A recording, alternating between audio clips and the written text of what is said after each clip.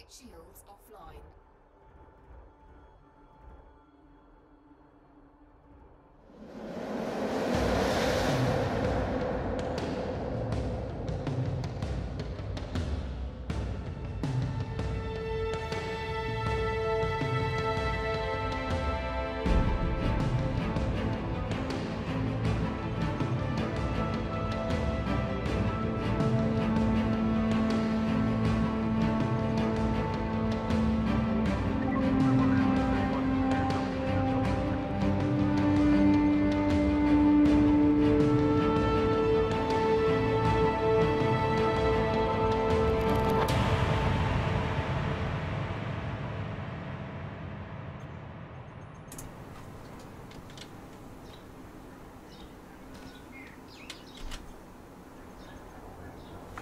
Only joking!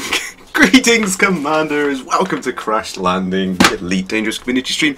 Commander Kerrash here, and I have my voice back, so thank you very much for putting up with me last week. I feel awful about it. I know it's silly, but that's me. I feel crazy. So thank you very much for everyone joining in on the chat tonight, and I have got a very special guest for you tonight. Last minute, I managed to arrange a guest, so joining me on the stream tonight, some say he is the craziest streamer out there. All I know is he's the Toad. How you doing, sir?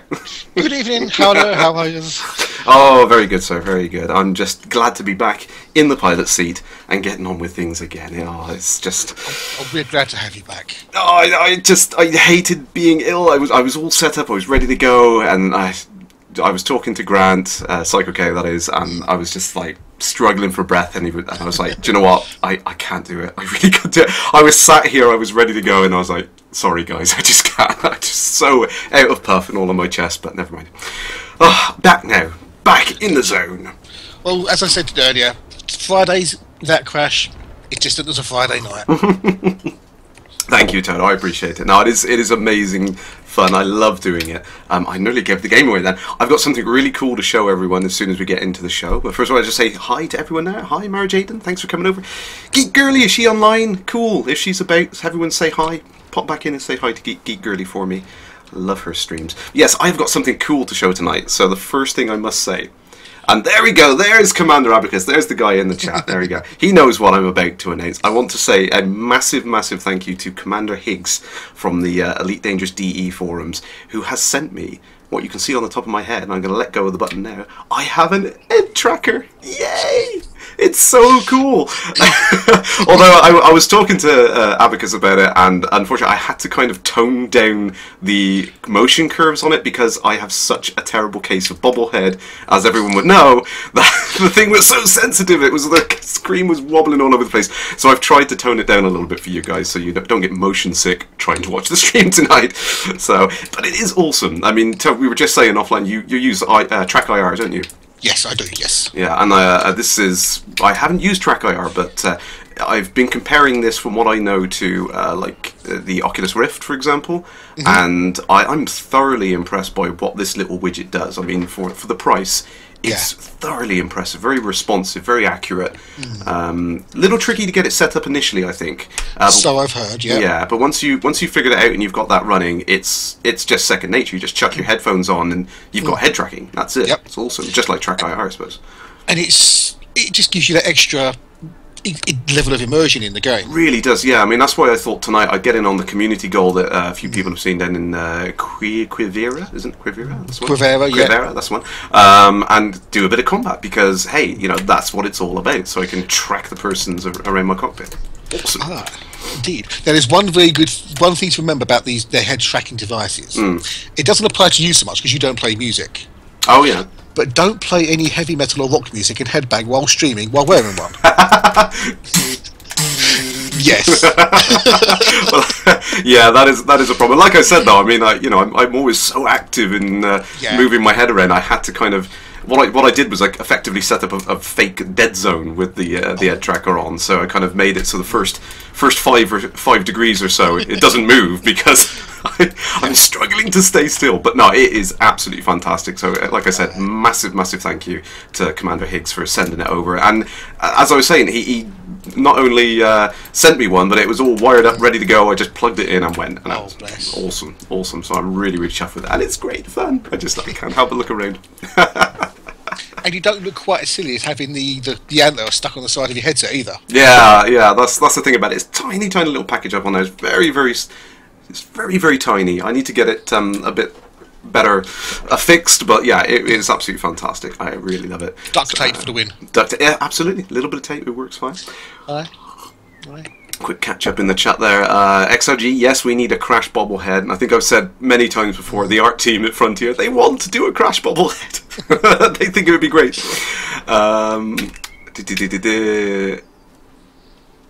Oh yes, Gil Soy. Yeah, I was just congratulating Toad about that off there. Yes, congrats, Toad. Triple elite. I know. OMG. So you literally been there and done that, got the t-shirt. Yep. I read the book, ate the chocolates. Excellent. I was talking to Revian the other day, and I said to him, just out of curiosity, how many players have actually hit Triple E? He goes, I think less than 10. Really? Yeah. Wow. So you are in the elite of the elite group there, is it? Yeah. Wow. Excellent. Well, congratulations again. That's some sort of achievement. I mean, it takes a lot of effort, and I think stubbornness. that too. Yeah, that helps. Absolutely. Sheer bloodied-mindedness. Well, I think the trading. Yeah. I think once I got my taste of exploration over the last few weeks, I know exactly where you're coming from there. It really does take a bit of effort. But I mean, when you go back to the early days of on the BBC Micro, where you had to leave the damn machine on turned on because you didn't have a tape to save your games and all that kind of thing. Yeah, no, those were the days. That's bringing it back. Yes. I'm glad we've got the storage systems we do now. Oh yeah, absolutely. I think people don't appreciate how easy it is, really, in comparison. Oh, I missed. Damn. I remember one of my old Spectrum. I had I think it was a Zeus floppy disk drive. Oh, excellent! Yeah. It was a 3.5-inch floppy disk. Yeah. It stored 160k. Yes, that's it. And I had a little box that would let you snapshot the moment of the Spectrum and save it as a file to the floppy disk. Oh, excellent! And you could then reload it off the floppy disk back into the memory of the Spectrum and play the game. See, that's what I like, old school. See, I have got a little widget down here, actually. As soon as I've taken this Viper out, I'll put it up on the camera, which I bought from a great little company. I think it's RWAP Software, based in the UK. And, there you go, the ed tracker's all over the place. Oh, I'm getting shot at, but it doesn't matter. Great little widget. I'm going to put the camera up again in a second. Little interface card like this. Doesn't show up well on the green screen. Got the old edge connector. That'll come up on there a second, and you just plug a little IDE device in. Oh, I'm really getting hammered at the moment. I better get away. What? Yeah, plug in a little smart thing. I got a 1 gigabyte smart card there, and I've got literally every game I've ever owned on Spectrum. And you just press one button and just load it. There you go. That's it. It's and that is great fun. I must admit this because you get the real experience of using the machine, but it's awesome. 1 gigabyte on a Spectrum. That's so cool. I do love my games. Having all the the ROMs and everything, you have to load them in manually. Yeah, it's a fun little device, I must admit. I was well pleased when I found it because I was looking around for sites that sold those kind of things, and I got in contact with the guy, and he got it sent down to me, which is really, really cool. Oh, even better. So that's it, awesome stuff. Damn. I'm sucking at combat tonight because I'm trying to do too many things at once. I know. It's terrible. It's terrible. That is the problem about it, because the exploration, obviously, it was really, really easy to just kind of chat along. And just really, really peaceful, isn't it? Just kind of serene. Ooh. Yes, I was just going to say. I was just had that word serene in my mind. Yes, the thing is, it gets lonely. Yeah, absolutely. That is the trouble. Yeah, and after about 3 or 4 weeks, the voices start. Turn back, Toad. Well, it's more like, where's that smell coming from? Yeah, we really need a space share, I think. Yeah. There we go. Well, we mostly have got one, as well as a space toilet. We just haven't been able to go and see them yet. Probably, yeah. Behind the scenes, we can't see it, but it is there. That's the thing. What a lot of people don't realise is just how big these ships actually are. Oh god, they're massive, aren't they? They're They're really huge. Yeah, you just don't get the sense of scale. Like a sidewinder would probably crush my house. It's ridiculous. It's absolutely crazy. Well, I remember the Cobra up at the Premier event up in Duxford. Yeah, and that was like 1/30th scale or something. No, it was tiny, wasn't it? It was tiny scale. It was 4 metre wing, wasn't it? Yeah. And I think it was 1/10th scale. Yeah, you just would not.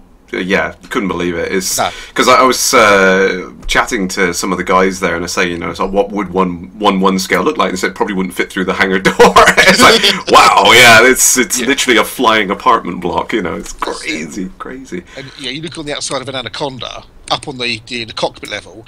There's a door. Yeah. It's just it just gives you a sense of scale, doesn't it? It's just crazy. I mean, I do like going in the debug cam when you're sat on the launch pad and just kind of taking a quick look at the stuff around. And when you get down, you look at you think, there's a door and a walkway over there, and you get down to that scale and you realise these things are literally like huge. It's just like entire buildings. You just can't believe they would move, let alone travel through space. It's just ridiculous. But no, really, really crazy stuff. So I suppose we should get on to tonight's announcements, really, shouldn't we? So we had yes. Big date announcement which was put into the newsletter. Yay! Yep. So we've got 20th of May, the Power Play beta. Woohoo! Now I'm wondering, are they going to do a 1 week or 2 week beta?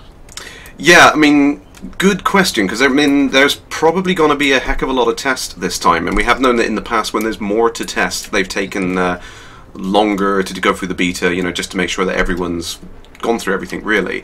So it's tough call, really. I don't know. I think I would like to see them do a longer beta. I know everyone's eager and keen to get Power Play out there in the open and experience it properly. But at the same time, I think it really needs a long beta. So maybe 2 weeks, I think, would be my guess, is what we're going to see with that. I was thinking it was going to be about 2 weeks, because you've got the whole... The missions change from week to week between the powers. Yeah, absolutely. So I'm sure they'll want to test that transition between week 1 and week 2. And saying that, I was really hoping it could be next week for Power Play. Yeah, I know what you mean. Yeah, I like I said, I think everyone's keen to get in there and see what's coming, and really get involved in it. Weekly tea, hello, welcome. Yes, thank you. But the other thing is the week after is a bank holiday week. Yes, yeah. Well, that'd be good if they can get it out just in time for that. Then that's going to mean everyone's going to be keen to get in and play it, aren't they? So it's a good time. It's a good time. Yes, and the Mac release as well. Yes, yeah, brilliant stuff. I can't believe it. I am happy to see it come out on more platforms like that. Indeed, I mean, it's good to see it again. I saw someone just mention the map preview, so I'm going to bring it up really quickly for everyone. Oh, good. Hopefully it's going to work. It's going to work. It should work. Press the button. Press the button. There's the button. Yes, I'm going to bring it up briefly there, and I'm going to put it in the corner. Yeah, I think that's really cool. I like what they've done with the map preview for the Power Play stuff, so you can see where the little clusters of the superpowers are hiding out and what areas they own and everything. That's just a sneaky peek of what the map is showing at the moment. I know. Exciting. That looks really. It looks more organic than before. Definitely, yeah. It really helps kind of make the galaxy seem alive when you can see who's in what region and what they're doing, sort of thing. So yeah, I'm really keen to see it start to fluctuate and move and change over time as things adapt, obviously, because that's one of the key things about Power Play. It's not just the static view of these things, it's the fact that it's changing over time. So I think that's it. That's really, really cool. And we're going to get 10 factions to start with, aren't we? Yeah, I think it's something. Or 10 powers, should I say? Yeah, something in the region of 10 powers. I believe it's a completely dynamic amount, so we might see some get completely killed off. I mean, you can see in that little blob cluster there that there are a few smaller ones there. So maybe if the players focus on those targets and start to take those out, then we might see a couple of those powers disappear overnight. Or over a short period of time. So. That'd be interesting to see how that works. And how then do you create a power? Because they said that we can. Yeah, yeah, absolutely. If you get enough backing behind you, and you can work your way up through the ranks, can't you, to become like a more important member of a power and that kind of thing. So that's going to be fun to find out how that works, and I think that's why I mean it's going to need a long beta period. I think it's one of those ones. It's so complicated, so much stuff to talk about, so much stuff in there. I know. And unfortunately, I mean, there wasn't a lot more of detail of what's coming in. I suppose they can't really say anything more about what's going in.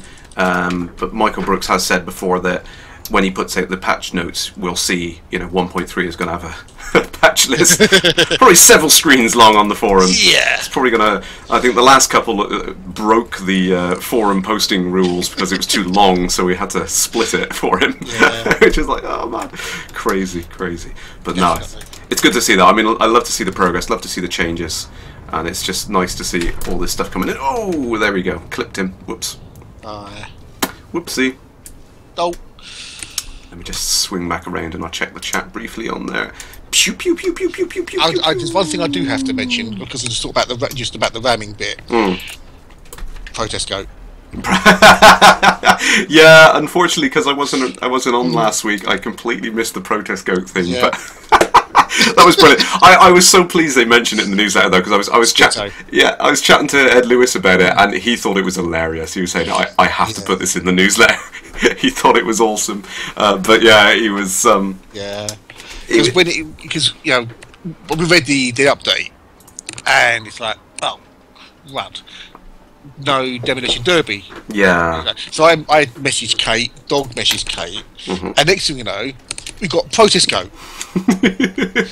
And it's like, what must Frontier think of us? It's just, you're mad. What are they saying in the office? Obviously, it's not language you can hear people on the street. And it's like, oh god. And then Kate said, "Oh, I've got a message," and she said they're fine with it. Like, oh, thank God for that. Yes, it was fun. Everyone really, for the most part, everyone took it in the way it was meant to be taken. Yeah, absolutely. It was a bit of satire and a bit of pastiche of the whole gate scandal thing. Yes. And more importantly, Frontier took it in the way it was meant to be taken. Yeah, absolutely. Like I said, I can say direct from the horse's mouth that Ed just thought it was hilarious. He goes, "These guys are mad. It's fucking brilliant." He loved it. He thought it was great. But I mean, the best thing was though, and like they said, they listened to us, and even though it seemed like a silly request, they said, "Hey, you guys want this gameplay? Just turn report crimes off, and there you go." And it's brilliant that they responded to us that quickly and allowed us to do the crazy we wanted to do. Really good of them, I think. Oh, just Phil has been talking about stream schedules for Elite in the chat. Oh, right, okay. And I've sort of said, that all the streamers are sort of independent. Yeah. We stream at whatever time we want to stream based upon our individual circumstances. Yeah. But he said, it would be great if there was a website with a schedule. Yeah, I've never really worked with it. Now, I've spoke to Ed about this before, and the problem is, as much as they love what the guys are doing, I mean, they've put the guys, I mean us, all of us, they love what the streamers are doing, and that's why they put this thing up on the front page to show the top streamers at the moment, because they really wanted to kind of raise awareness and give something back for all of the effort that we've been putting in. The trouble is, it gets really tricky when they intervene too much. If they seem to be curating it and coordinating it, it looks like it's their responsibility and their quickly, someone's attacking me. It just gets really, really messy for them really quickly. So they kind of said it's like, we can't really do anything official, but we love what you guys are doing. Keep doing it. So I think, and people's schedules can change, and exactly, people get ill. I know. I still, family problems or real life problems. You can't do that. So it's not really practical for any type of game that streams to have a schedule of streamers because everyone's individual. Yeah, and that's the problem. What would be a nice idea? No. Yeah, I don't think it would work great in the long run, really, would it? Because, things change, like you said. So best thing to do is just follow Elite on Twitch as a game. Yeah, that's and then you can bookmark the page, and then you can go to it and you can see whatever streamers are streaming at a particular moment in time, and you can follow the individual streamers you'd like. Yeah, absolutely. I mean, I regularly check the page out on there anyway, and go and see if there's new streamers about, and I try and give shout outs to new guys that are starting off and everything, because I love it. I mean, like I always said right from the very beginning, it's like because some people were asking me, it's like, oh, it's like if more people get in and start streaming it, would you continue doing it? I was like, yeah. I mean, I love the fact that people are doing it. I don't see it as a competition to say, oh, this person's doing it at this time, you can't do it. I love the fact that I look on that page and there's hundreds of channels. I've just sorry. Peter is just posted thanking the chat. You know what we were discussing earlier? Oh yeah. He's mentioned it. Oh, what's the Twitter one. It's been mentioned, right? Okay, I can talk about it now. Yay! Yes. Okay then. Yay! Right. So you heard it here first, folks. You didn't. Well, you saw it on Twitter first. The Steam keys will soon be available for anyone who bought Elite Dangerous on the store. So, woo! Win for all those who wanted one. What the post actually says, it says we'll soon offer. Right. There we go. Steam keys to anyone who bought Elite Dangerous from our store. Yeah. So and there's a forum post about it. So we'll soon be offering Steam keys to anyone who bought Elite Dangerous from EliteDangerous.com store who would like a key, and to anyone who buys a game from our store in future. Well, we always appreciate it when you buy direct, because it means we can put more support in the game, etc., etc., etc. Absolutely. So now, controversy time. Does that apply to alpha and beta backers? Good question, wasn't it? I mean, there's bound to be some caveats in there, something along the lines of, if you've already associated one, we probably can't do it because of some account thing. I mean, this was the tricky thing all along, is they couldn't do it until they had some way of keeping track of the things that are on there. And it wasn't entirely their fault. I mean, Valve were well, I probably can't say anything else about what Valve was saying, but there we go. But yeah, it wasn't. Let's just say if Frontier did everything they could to make it happen as soon as possible. Let's just put it that way. Indeed, yeah. I mean, as we were saying earlier, if I get a key, I get a key, but I don't know if I bother using it. Yeah, I'm not too worried. I've never really been concerned about it because I've got the game anyway. Not really an issue. You can add it as a non-Steam game. Yeah, I may use it to help keep track of things, but that's about the only benefit for me, and that's not really enough for me to start screaming about. So I'm like, And as most of us already said, what difference does it make having a Steam key for the game? No, exactly. Not. But they've done it, and someone just said on the chat, it's coming soon. From May 20th, 28th, you'll be able to generate a Steam key from your account page. Cool, excellent. So if you want one, you can go and get one. Just log on, and there you go, sorted. There we go. Yeah, so can we all stop complaining about it now? Exactly. That's it. I give about 5 minutes before the thread pops up saying you should never have given Steam keys. It's not fair. But for some arbitrary reason, because the sky is blue today and it's it's a Friday and it's just not fair. And whatever they do, someone will moan about it. Exactly. And, it's just like. Just go play the game. Exactly. That's what all the people that are having fun are doing, are playing the game instead of complaining about things that don't matter. Exactly. But there we go. Such is life, and it will continue no matter how much they do. But there we go. Now moving on. Yes, moving on to I've seen the Elite Dangerous going on tour. Ooh, yes, I'm really excited about this for reasons I might not be able to disclose. Are you attending? Not for the one they've mentioned there. No, that's the Game Bus one. Yeah, right. I mean, 9th and 10th. That is right on my youngest birthday. I missed his birthday last year because I was in LA for E3, and I've never really been forgiven for that. So no, I can't miss another birthday. I would be hung, drawn, and quartered, I think. But no, that's really cool that they're going off and getting out there and showing people. Indeed. So we've got 500,000 players already. Yeah. I mean, it's growing at a really ridiculous rate now, and it's just good to see that you know, there's still a demand for it, even though past the Kickstarter backers and everything like that. It's really great to see that there's still even people coming. got up on the top 10 list on Steam the other day again. Yay! There we go. I think it might have even hit the top 5. Oh, that's great. That's like, it's good. I love to see that. I mean, it just proves that, hey, it is a good game, you know. So, Yeah. 520,000 backers. There we go. Wow. Congrats. Top sellers. Oh, it's not in the top 10 anymore. But it still stays up there. Yeah, it does. I mean, definitely. I mean, it was up against some big hitters. I mean, you're looking at things like GTA 5 and things like that, and the game was ahead of it for 3 days. It's crazy. It's I think it's 14th at the moment. Still on Steam. That's crazy, considering it was on Steam like a month ago or whatever it was. So that's pretty good going. Yeah.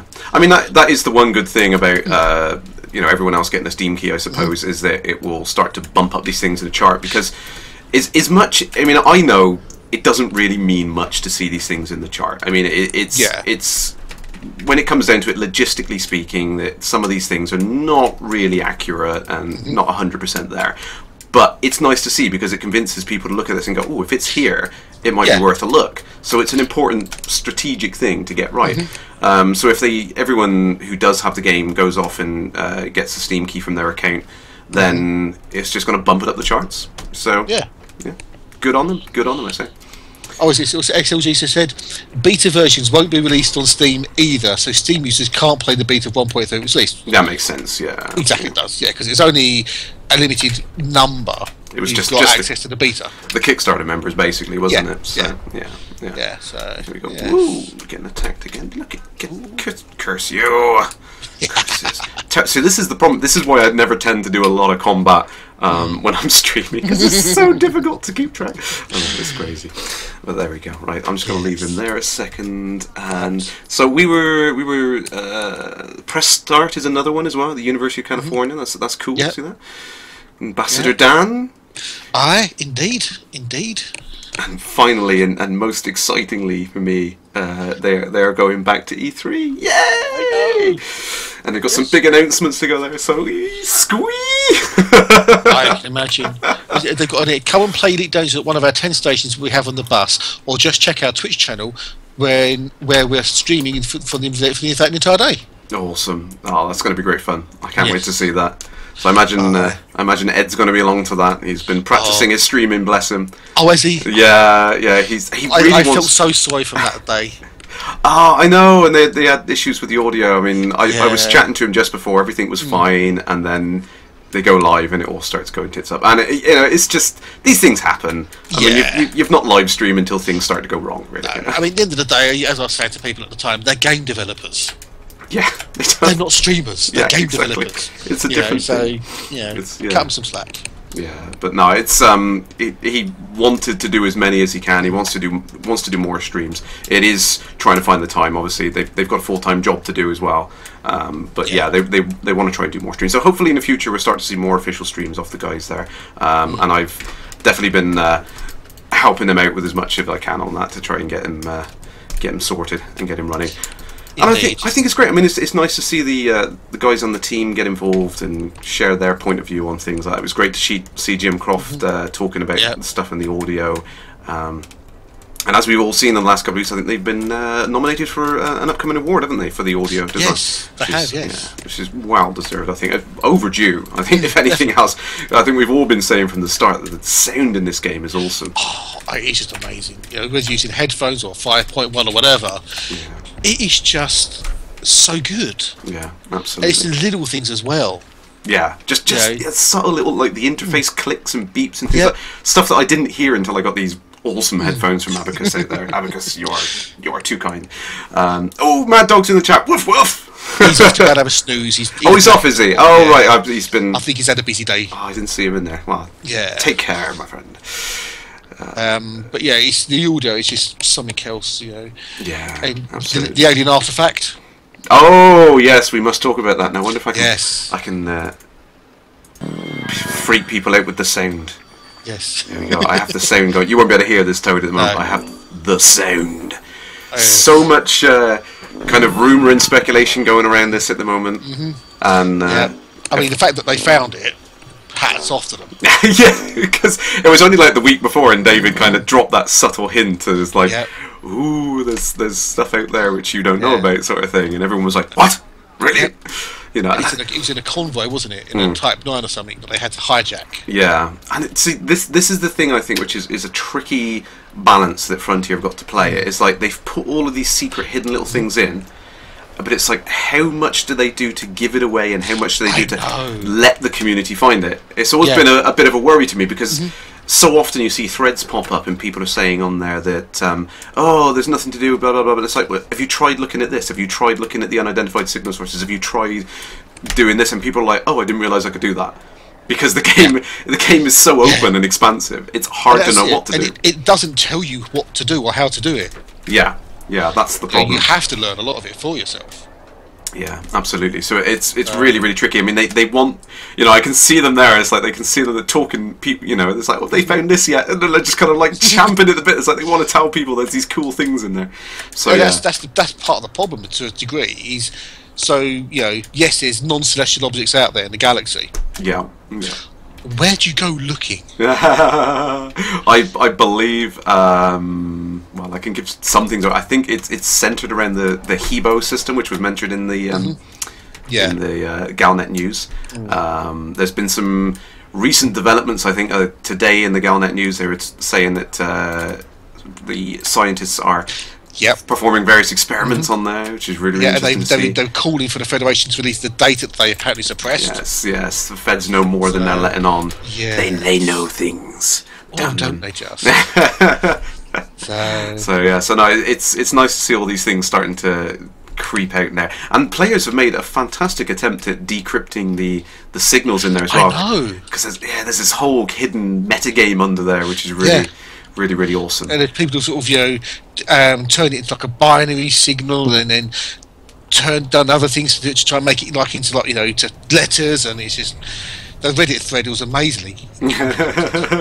Yeah, no, there's some really cool stuff. I think the best attempt so far is determined that translating them in one particular way, it comes out as some Morse code things, and it actually spells out some words, and people are starting to piece the words together now to try and figure out what's going on. So that's the best attempt, and it's I'm not really getting involved in the actual decryption or anything at the moment. I can probably at this point say to people that I kind of talked to them before about some of the puzzles they might introduce. So not that I'm exempt, but I'm kind of making myself exempt from it, because I probably know too much.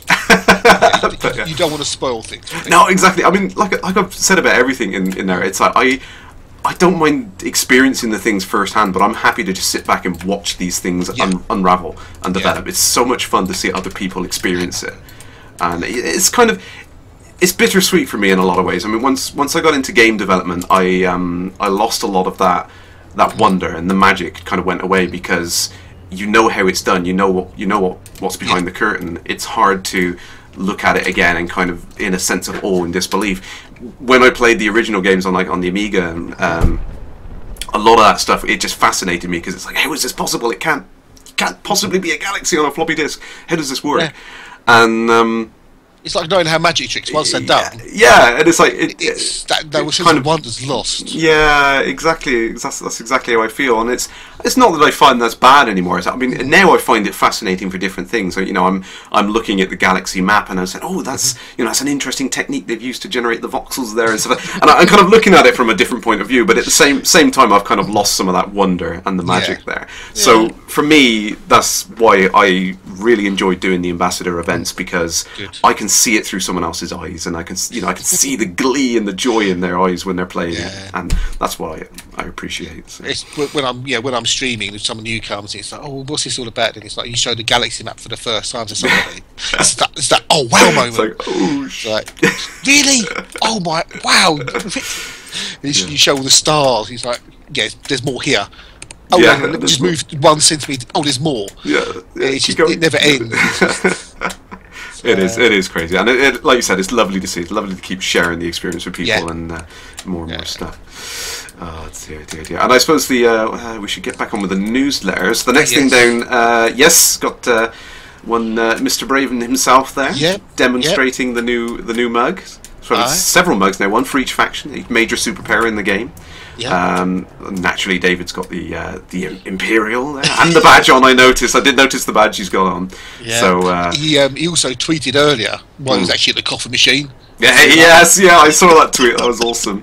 I've stood by that same coffee machine. So But no prizes for guessing which superpower David's in favour for there. I think so. Yes. But it's good to see more merch. I mean, I'm a big fan of merch. Anything with I no longer have a dress down at my current job, so that's oh right. Yeah, I used to have a dress down Friday, so I got a huge collection of T-shirts that I can no longer wear. So I'm going to have to start collecting mugs instead, I think. Indeed. But, I'm just going to have to duck every time someone mentions it, though.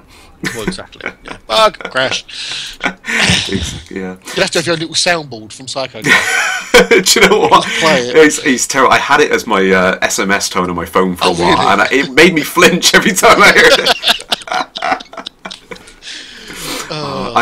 I must apologise. We've been having such a great time chatting here. I've missed the chat. I know, we kind of missed people, haven't we? Richard Begg. Crash uses beam lasers. Yeah, at the moment I've got one fixed beam and one gimbaled cannon, which is quite a nice combo. I quite like it. Gilsoy, congrats for getting the medal. Well, thank you very much. So, I think it was an awesome surprise. I knew nothing about it, and it was really, really nice to get. Unfortunately, I haven't got it. I've literally got it put away in a glass cabinet because I was so chuffed. I was like, that's going up there. I'm so pleased for that. I did tweet that out. I haven't got the picture available to show everyone at the moment, though. But yeah, nice little medal, literally just for helping out with the ambassador thing, which was nice. Right, I'm not sure I've missed. If I have missed your questions, please go and put up. Neil M, what is the make and model of my headphones? Abacus would be able to tell you. I am terrible with these things. They are really awesome. I know that much. They are a fantastic set of headphones that Abacus sent to me. Oh, he sent you. There you go. He's got the link in there. Awesome. Yeah. Great headphones. The medals are sexy. Yes, the medals are awesome. Right. Okay, I've got a few more rounds left. I can take a few more guys out before we head back to the station to reload, I think. And why not? Absolutely. I've got to get out. How much have I made at the moment? About $250,000 in bounty, so that's not too bad. That's not bad for half an hour. Yeah, that's pretty good going. That's good. I'm quite pleased with that. I've got to get my rank up. Like I said to you, I mean, I've kind of neglected my rank for combat. It's competent at the moment, which is like, it's a bit meh. I mean, what am I looking at the moment? I've got competent, merchant, and ranger. It's yeah. You can tell I've been exploring quite. Yeah, but then you don't get as much time to play. Yeah, that's the thing. It literally is. If I don't do it on the stream, I probably don't have time to do it, which is unfortunate. I want more time. Not enough time. Do you use a tracker like ED Tracker Crash? Asked Richard Beck. Funny you should mention that, Richard. I've got yes. Just you probably missed it right at the start. I now have an Ed Tracker from the fantastic Commander Higgs. It's awesome. I love it. It's really, really great fun. And this is the slightly newer Ed Tracker with the magnometer sensor and everything in there. So I've got the pitch, yaw, and roll adjustment, which is really cool. Although I will stop doing that in case everyone gets motion sick trying to watch the stream. But no, it's a fantastic little widget. It's definitely a lot easier to just pick up your headphones and use it compared to the Rift. I mean, the Rift is a fantastic experience, but it does feel a bit like you've got to close yourself in, and you can't. It's not as simple as just chucking headphones on. You can't see keyboard, you can't see anything else. Yeah, and that's something I'm hoping they'll fix. I mean, I watched a good presentation. Whoa, crikey!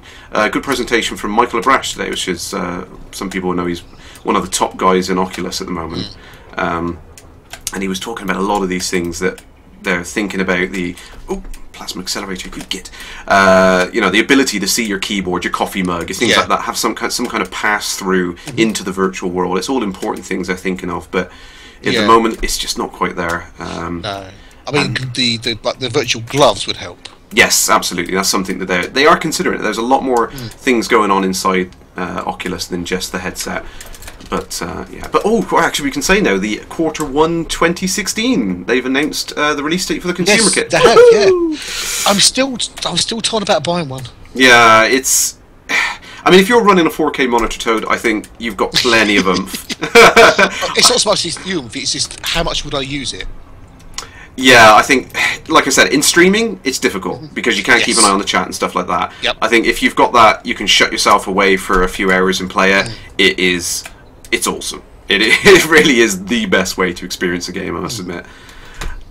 Pew pew, right, pop. Pop goes the Viper. Yeah, it is awesome, and I would recommend it. Anyone who gets a chance to play, if you haven't already tried an Oculus with a Leap, it's the game to try with it. It's absolutely crazy. Definitely. Well, hopefully, if I get to LaveCon, I'll give it a try. Well, that would be good. Yes, of course. Yes, LaveCon. LaveCon is coming up soon. And then not long after, Fantasticon. Ooh, yes, we've got E3 to look forward to next month. We've got LaveCon the month after. Then Fantastic. Is that that's a couple of months away? I think. That's October. Yeah, October time on there. Yeah, 24th, 25th, I think. Yeah. Oh, so much Elite stuff this year. It's awesome. I know. It's so good. Speaking of chat, we better check that. Yeah. I have been keeping an eye on it. Yeah. Sorry. This is the problem. I've had so much fun in combat. I mean, after all that time exploring and being lonely, and now I'm like, yay, play. Felipe says, "How do you get your ED tracker so well set up? I'm keep having trouble with calibrating it." Right. Yeah. It's kind of hard to explain. If I get these other headphones out, actually, I can kind of talk through it. So. Again, thank you very much to Ambassador Abacus for talking me through this. There was a YouTube link that he gave me which shows you how to do it. So once you've got the Ed tracker on top of a pair of headphones, what you should really do is copy the calibration process. It's not immediately obvious in the GUI how you should do it, but once you've got it on top and you've got it all set up and running, you're supposed to put it through all rotations on all angles in this like swizzly, jiggly movement, which I'm doing on the thing at the moment, and you kind of take it through all axis like this. And what you end up, once you've taken it through all of these different angles, effectively the Ed tracker has like a sphere, a point cloud of all of the locations where it can pick up the magnometer sensor and all that. Before I'd done that, it was juddery and I was having trouble with it. As soon as Abacus showed me the video to that and I got it set up, it was you know, like you see it now, the tracking was 1-to-1. It was spot on. It was absolutely perfect. Except I keep moving my head to look at the Twitch chat. So, see, the Twitch chat is literally where my left-hand panel should be. So there you go. That's where the Twitch chat is. So yeah, once you've got it set up through that calibration process, it works a treat. It's perfect. Aiden's kindly posted the link to the video in the chat. Thank you very much, Abacus. Awesome. And I think Abacus is looking forward to LaveCon because he is popping over to stay with us, which is going to be great. It's going to be great. Yeah, we're going to have a couple of days just to chill out beforehand. Try and find something to do in our sleepy little town in this part. There really is, you know, it's a lovely place to live, but there's not a great deal around here. But you know, there's a couple of nice things to do. So we're going to do that first. Head up to LaveCon, and it's going to be crazy. So it might be. I won't be able to stream that Friday night beforehand, but I will be streaming live from the event. You can do a live concert. We're going to be live. We're going to be live. So it's going to be fun. We're going to see what we can do with it. We're still working out the plans of what's going to happen, but it will be great fun. I know it's go on, mate. I was going to say that they're going to try and do a couple of streams from Fantasticon as well. Yeah, no, it's great. I mean, it's always awesome to do it in front of a real live audience. You know, brings me back to the premiere event. Yes. Oh yes, I remember it well. Oh, it's awesome. Yes, before you went up on stage. Yeah, and I was like, oh, it's like I can't do it. But no, I was really glad they didn't tell me the numbers until after I got back from the stage. There was a few people watching it, I believe. Was it something like 55,000, something like that? Something like that. Yeah, yes. That number is permanently burned into my brain now, I think. And it was a good night. It was awesome. Yeah, I really couldn't believe when they said, you know, just get to the venue a little bit before everyone else, and we want to talk to you about something. It's like, oh yeah, sure, yeah. You know, I thought, you know, help them get something set up or something like that. And it's like, yeah, would you mind getting up on the stage and would you like to do that? And I was like, yeah, okay. It's like, oh, by the way, we're streaming it live. Yeah, it's like, okay. No, it was awesome. It was really, really good fun, and it actually came up in work today. Really? Yeah, they do a monthly newsletter, and some people found out about it and put my name forward, and they said they wanted to feature me in the newsletter. Which was like, okay. There we go. Felipe just said, August will see Frontier at Gamescom in Cologne as well. Yes, Gamescom, absolutely awesome. And Commander Scom may well be an ambassador there. Yeah, yes, I know. He's put his name forward. Yeah. He's really stoked. It's going to be good fun. I really am crossing my fingers for him. I put a good word in for him at least anyway. So Scom's lovely. He's a great streamer. Yeah, he is. He makes me laugh every time I go into. He's really awesome. He was trying to get me to say German words, and I was terrible. Something like the tail of a squirrel, and it was so incomprehensible. It was just such a simple thing, and I could not pronounce it at all. I was like, not good. Felipe's applied too as well. Oh, awesome! That would be really cool to see everyone get there. I mean, the Space Wolf and Scom. Awesome. No, it's great. I mean, I love the whole ambassador program thing was fantastic. I was so pleased to kick that off with Frontier. You know, it was a crazy idea, and I was like, yeah. But it works. It does. It's absolutely awesome, and you know, it really does because you're getting the most enthusiastic people about the game. I mean, you know, for the guys working there as well, they love it because they can see how excited, enthusiastic we are about it. Like the first time they demoed the Imperial Interdictor thing to me, and it's like I could feel them behind me. It's like they were just like watching me in anticipation. They were like, "Oh, how's he going to react? How's he going to react?" And of course, I let out the obligatory squeak. It wouldn't be you otherwise. I know. They just, I could see them just crack smiles all around me, sort of thing. I was like, "Oh, that's so cool! That's so cool." But, yeah. When you did the demo up on stage, I was standing with Prime 9. Oh yeah. And he's had his fingers crossed. He goes, I hope it works. Yeah. He said, we've put so much into this, this script and everything else. He said, and when it came up, he was so happy that it was just working, and everyone could see how majestic this thing was. Awesome stuff. It does. Yeah, I mean, I must admit, we had a few takes beforehand, and things didn't go well. I must admit, there was a few problems with the server. The server code literally showed up about 30 minutes before we started doing the run-throughs, like the rehearsals. It was a worry. I must admit, but it was good stuff. I really enjoyed it. Priscillo says, "I want bobbleheads." I want bobbleheads as well. The art team want bobbleheads. Everyone want bobbleheads. It literally is one of those things that it's on a list somewhere of things to go back in. Wasn't it? I'm sure you told me it was a problem with the UI. That the bobbleheads caused a problem or something. There was some kind of weird glitches that happened with the physics when because when you saw them when the ships landed, the bobblehead would kind of collide in with the body and it would wobble around and it wouldn't work particularly well. So it caused a few physics glitches, and it seems really silly, but when you have things like that which aren't behaving as they should, and you have like collisions which are intersecting, like two objects going through each other, it can cause havoc with the physics engine where it's fighting with itself to kind of come up with a solution that works. And it sounds like a really silly thing, but it can cause a lot of performance loss. I was just thinking, your frame rate can suffer. Yeah. The physics engine is literally wasting its time trying to do something. So that was one of the reasons why they dropped it last at because it wasn't working well. It didn't look right because it was breaking. It was causing performance issues, and it was only in the Sidewinder. There was no position on the HUD for every ship for there to be a little bobblehead, which is a real shame, really. Especially when you get onto the big ship like the Anaconda. I mean, there literally there's nothing in front of you to put the thing on. So where would it go? So it was a shame. It was something they didn't want to take out. It was a nice little touch, and we all remember the Christmas tree that they brought for us back in was that December? I do remember a certain person who had to look through the game files a while back and found fluffy dice. Damn! I've been rumbled. Again, that was that was one of the things that they really wanted to do because they thought it was a lovely little thing and people would want it. The old full Capri type thing. Yeah, absolutely. Yeah. So it's still a possibility. It's one of those things which is in there, might show up at a later date. But in terms of priority, it's kind of like, do you want fluffy dice or power play? That's it. I mean, Prime said to me a few weeks ago, he says, the list of things that we want to do is taller than me.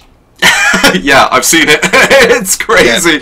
It's crazy. Well, I've seen multiple lists, and the list of prioritize things was like an entire whiteboard, and I don't mean like no. big writing. I mean like small writing, like both sides in like 3 columns. Like, you know, we've got all these things we want to do, but what do we have to do first? Yeah, and that's the problem. So many things.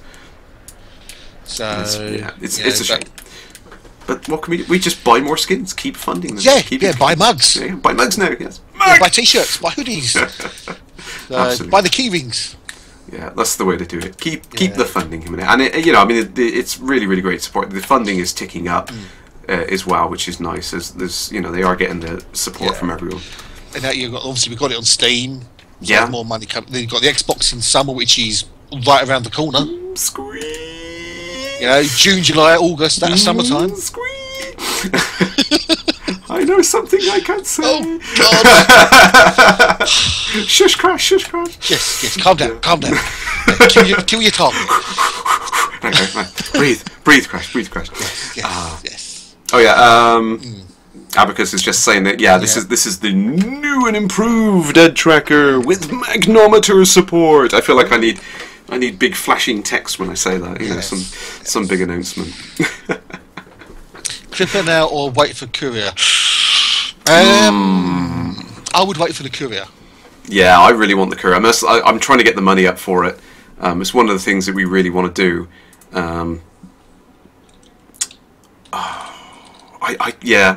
I'd say wait for the courier. If you've got enough money for the Clipper now, you've got because the rank is already barren for the Clipper, isn't it? But then it's one below for the. I can't remember what it was for the Federation, but yeah. It's the same level of rank on the Federation side for the dropship. Yeah. So it's I've actually gone up a little bit on my Empire rank. I'm now a Squire, so yay! I know that's nothing, that's piddly, but I've only just come into the Empire this week for this. It's a start. Exactly. Chip away at it. It doesn't take that long to get to Baron. No, true. Actually, that's if you can spend a few, some hours just doing the bulletin board missions. Yeah. You'll soon, I went to a little area of space just near Beta-1 Canai. Oh yeah. Around where Road to Canai is, and I just did bulletin board missions all around there. Jumped from station to station for the Empire, and just went rank up. It's surprising, isn't it? Once you get into it, you can zip through it quite quickly. I think I got up to count within 2 days.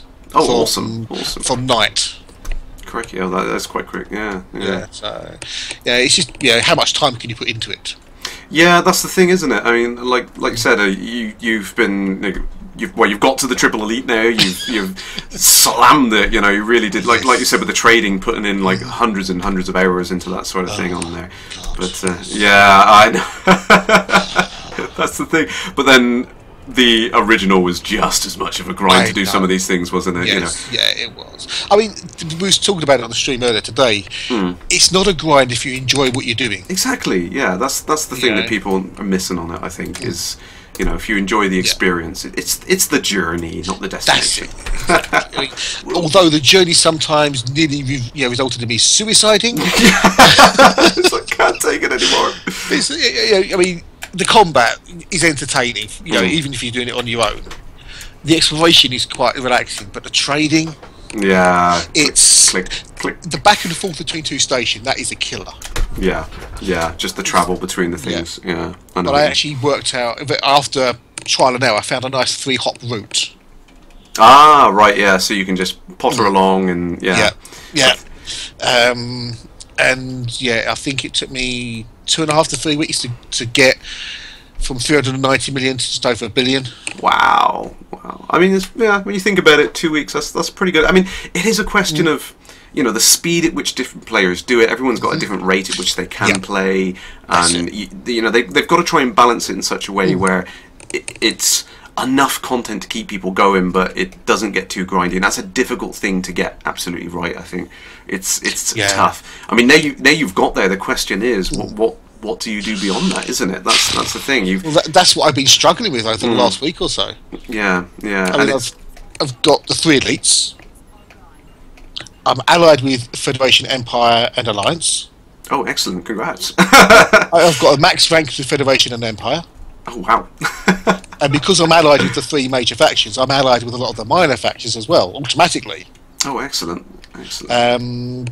I've got more money than I can shake a stick at. I mean, I'm coming up to 1.3 billion. Crikey. That's insane.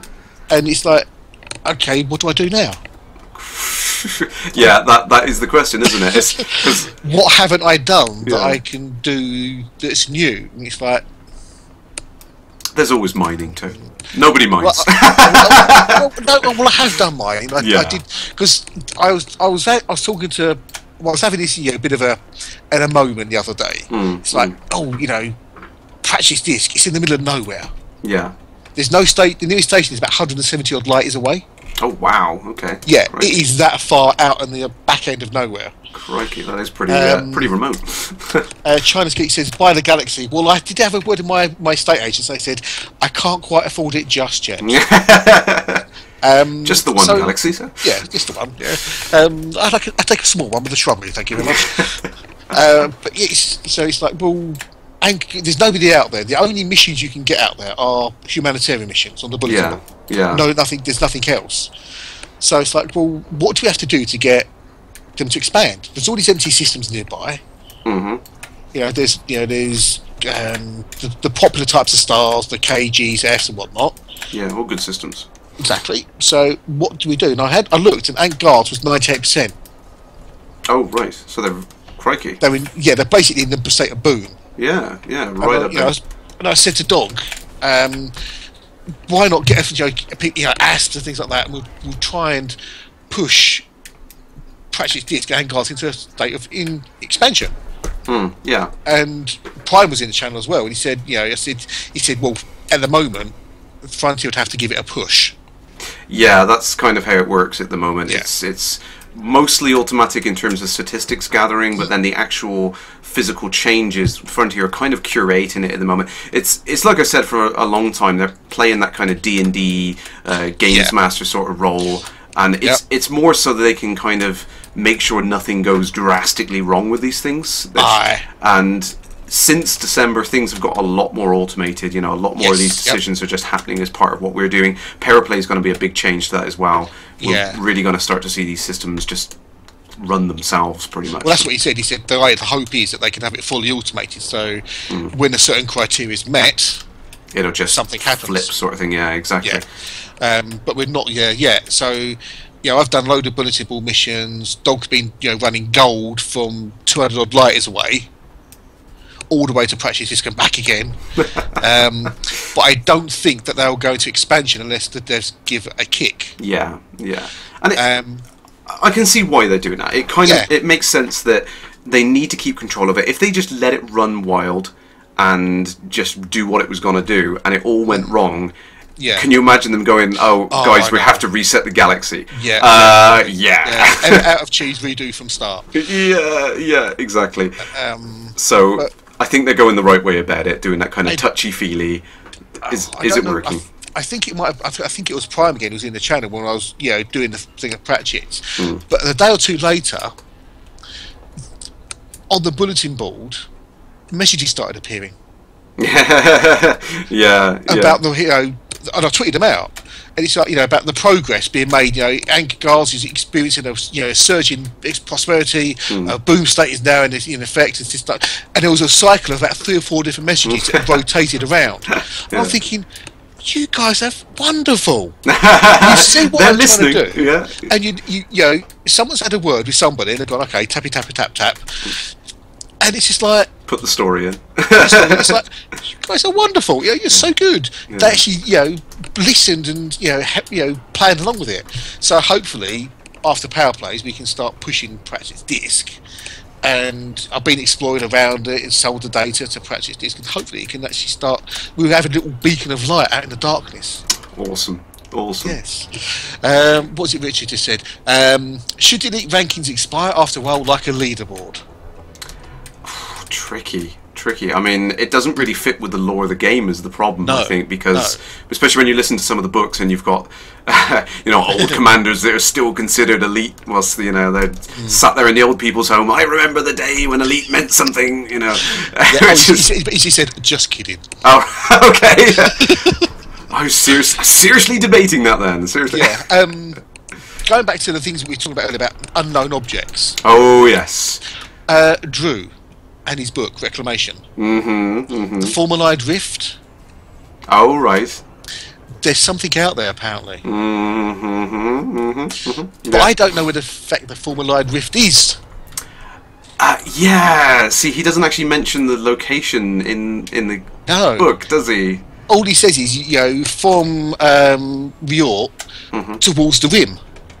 Yeah. Because I've actually gone back through the ebook to that particular passage. Yes. And reread it a few times. Yeah, just the direction, is it? Yeah, because that was literally the character I was thinking of when you said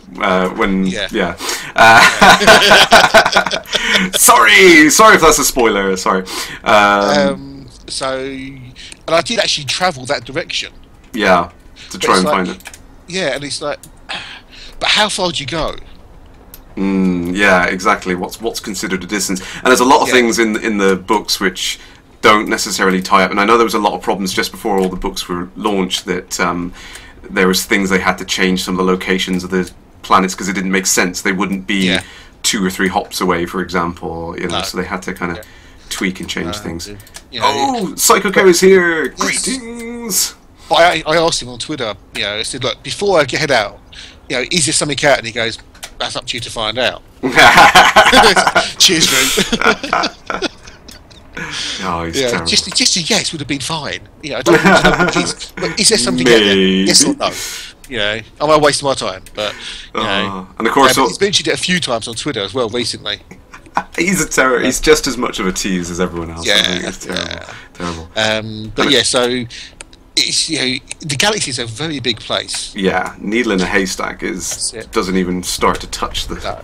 Yeah, and there's something on one of the dev posts earlier. There was a mention about human inhabited space in one of the posts from the devs. Oh yeah. And someone says, "What do you mean human inhabited space?" Well, think about it. Shh.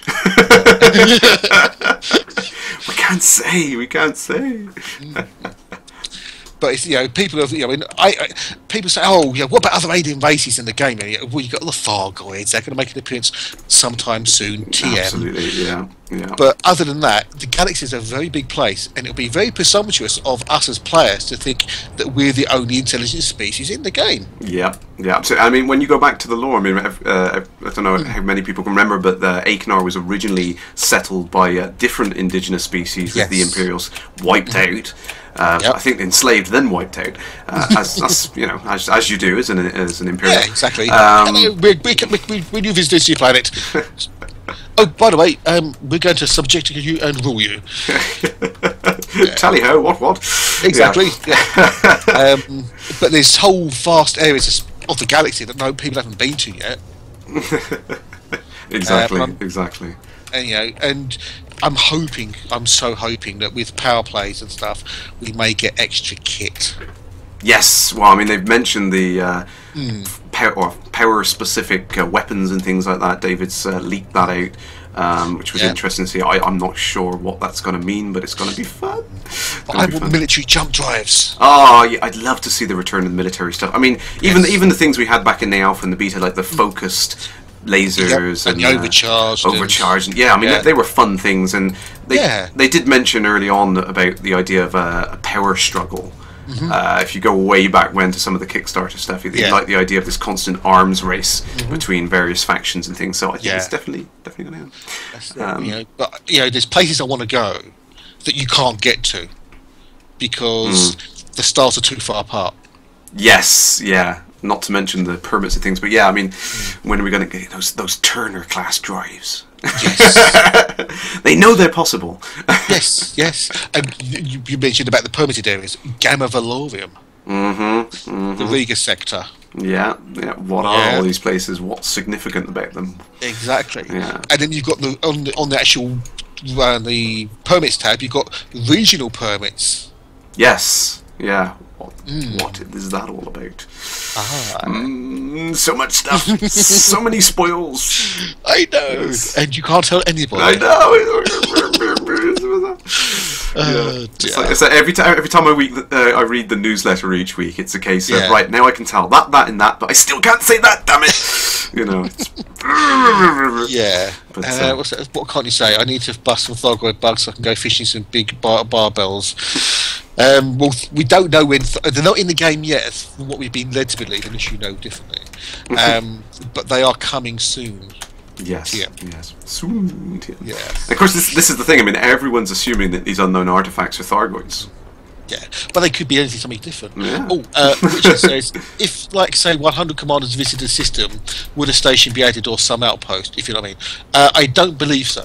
No, it doesn't work like that. It takes a significant amount of effort to get a station added to a system. I mean, we saw the community goals. It literally was billions of credits worth of material to be taken. That's it. Yeah. I mean, someone who came on my channel earlier from Eve, and he says, "Oh, I'm not sure the game's for me." Because it doesn't have crafting, planetary landings, walking about, etc., etc. We said, well, it's got everything but crafting. Yeah. And we was trying to explain to him that this isn't the sort of game that crafting would work well in. Yeah. Yeah. Because of the resources involved in building just a single ship. It's crazy. You are nothing but a tiny little speck of dust in this vast galaxy. You are worthless as an individual. It's all about the community and what you can achieve together, really. Was it? So those like Psycho goes, "Who's the guest? I recognise the voice. Is it my dad? Daddy!" Fireface is my dad. Okay, I did see Ken mention something up there earlier on, and I want to give a shout out. Actually, obviously, next week is a big one for the Abracadabra. I think it's the Calabradrabble. Oh, right. I believe that's what it is. I think I've said that right. I thought he was talking about the 100th or the end of the Lave Dockers thingy. There's that as well, I think, isn't there? There's a lot going on Psycho K's channel next week. Yeah. So there's so much stuff. Grant's been a busy bee. Isn't he just? Yeah, absolutely. I don't know how he does it all. So yeah, and I did notice he said he might overlap with my stream next week. I think what we will do next week is I will quite happily sit and wait for you to finish, and we will run over after. And I know I'm gonna try and get involved with you. Oh, he did it tonight. What's that? Calabradrabble, he did it tonight. The Calabradrabble was tonight, right? Okay. Yes, yeah. Well, I know you've got a big one next week as well, on the 15th as well, because you were mentioned in the newsletter. So yeah, whatever you need to do with that, sir, I will help out. I think I might be a guest with that. I think I can say that. Sorry if I've spoiled it, Cow. Series finale is tomorrow night. Right, yeah, that. I had a sneaky peek on that, and I had to mute the microphone because I was wetting myself a little bit. So yeah, it's going to be good. You should listen to that. I should try and tune in. But as going back to the thing about the building, player-owned stations. Yeah. Do you realise how much winning resources, let alone how much credits it takes to build a station? It's just. Although you could probably have shares in one. Maybe one or two. Building the one over Unity. Oh yeah. I mean, that was just It was a monumental effort, wasn't it? Yeah. There's no way that players would ever be able to own a station or build one. It's just. I mean, who would run it for starters? Yeah, exactly. Who would want to sit there and just do that sort of thing as a gameplay thing? And you'd have to be there 24/7 to do it. It's just not. That's it. Yeah, and crafting in games, in MMO games, is a very fine balancing act. Yeah. That not a lot of them actually get right. Yeah, that's the trouble, isn't it? And yeah, I've always been interested in how it might be added to the game, but I can't see something which makes sense. The things you would have in the 34th century, where you'd have factories which would just be fully automated. There would be no reason for a human to intervene. You could probably own factories to craft things, but at the same time, it's like, well, what would you do with it? It wouldn't really be any benefit over what you see in shipyards now. So. One thing I had a thought about was when the first person comes in. Yeah.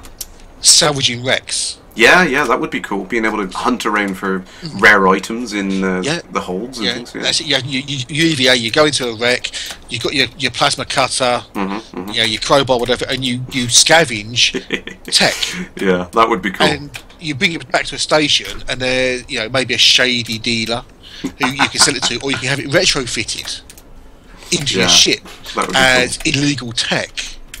Yeah, that's pretty good. I think that's the thing, isn't it? You have to have some kind of gameplay experience which makes sense. You can't just put it in for the sake of having it in.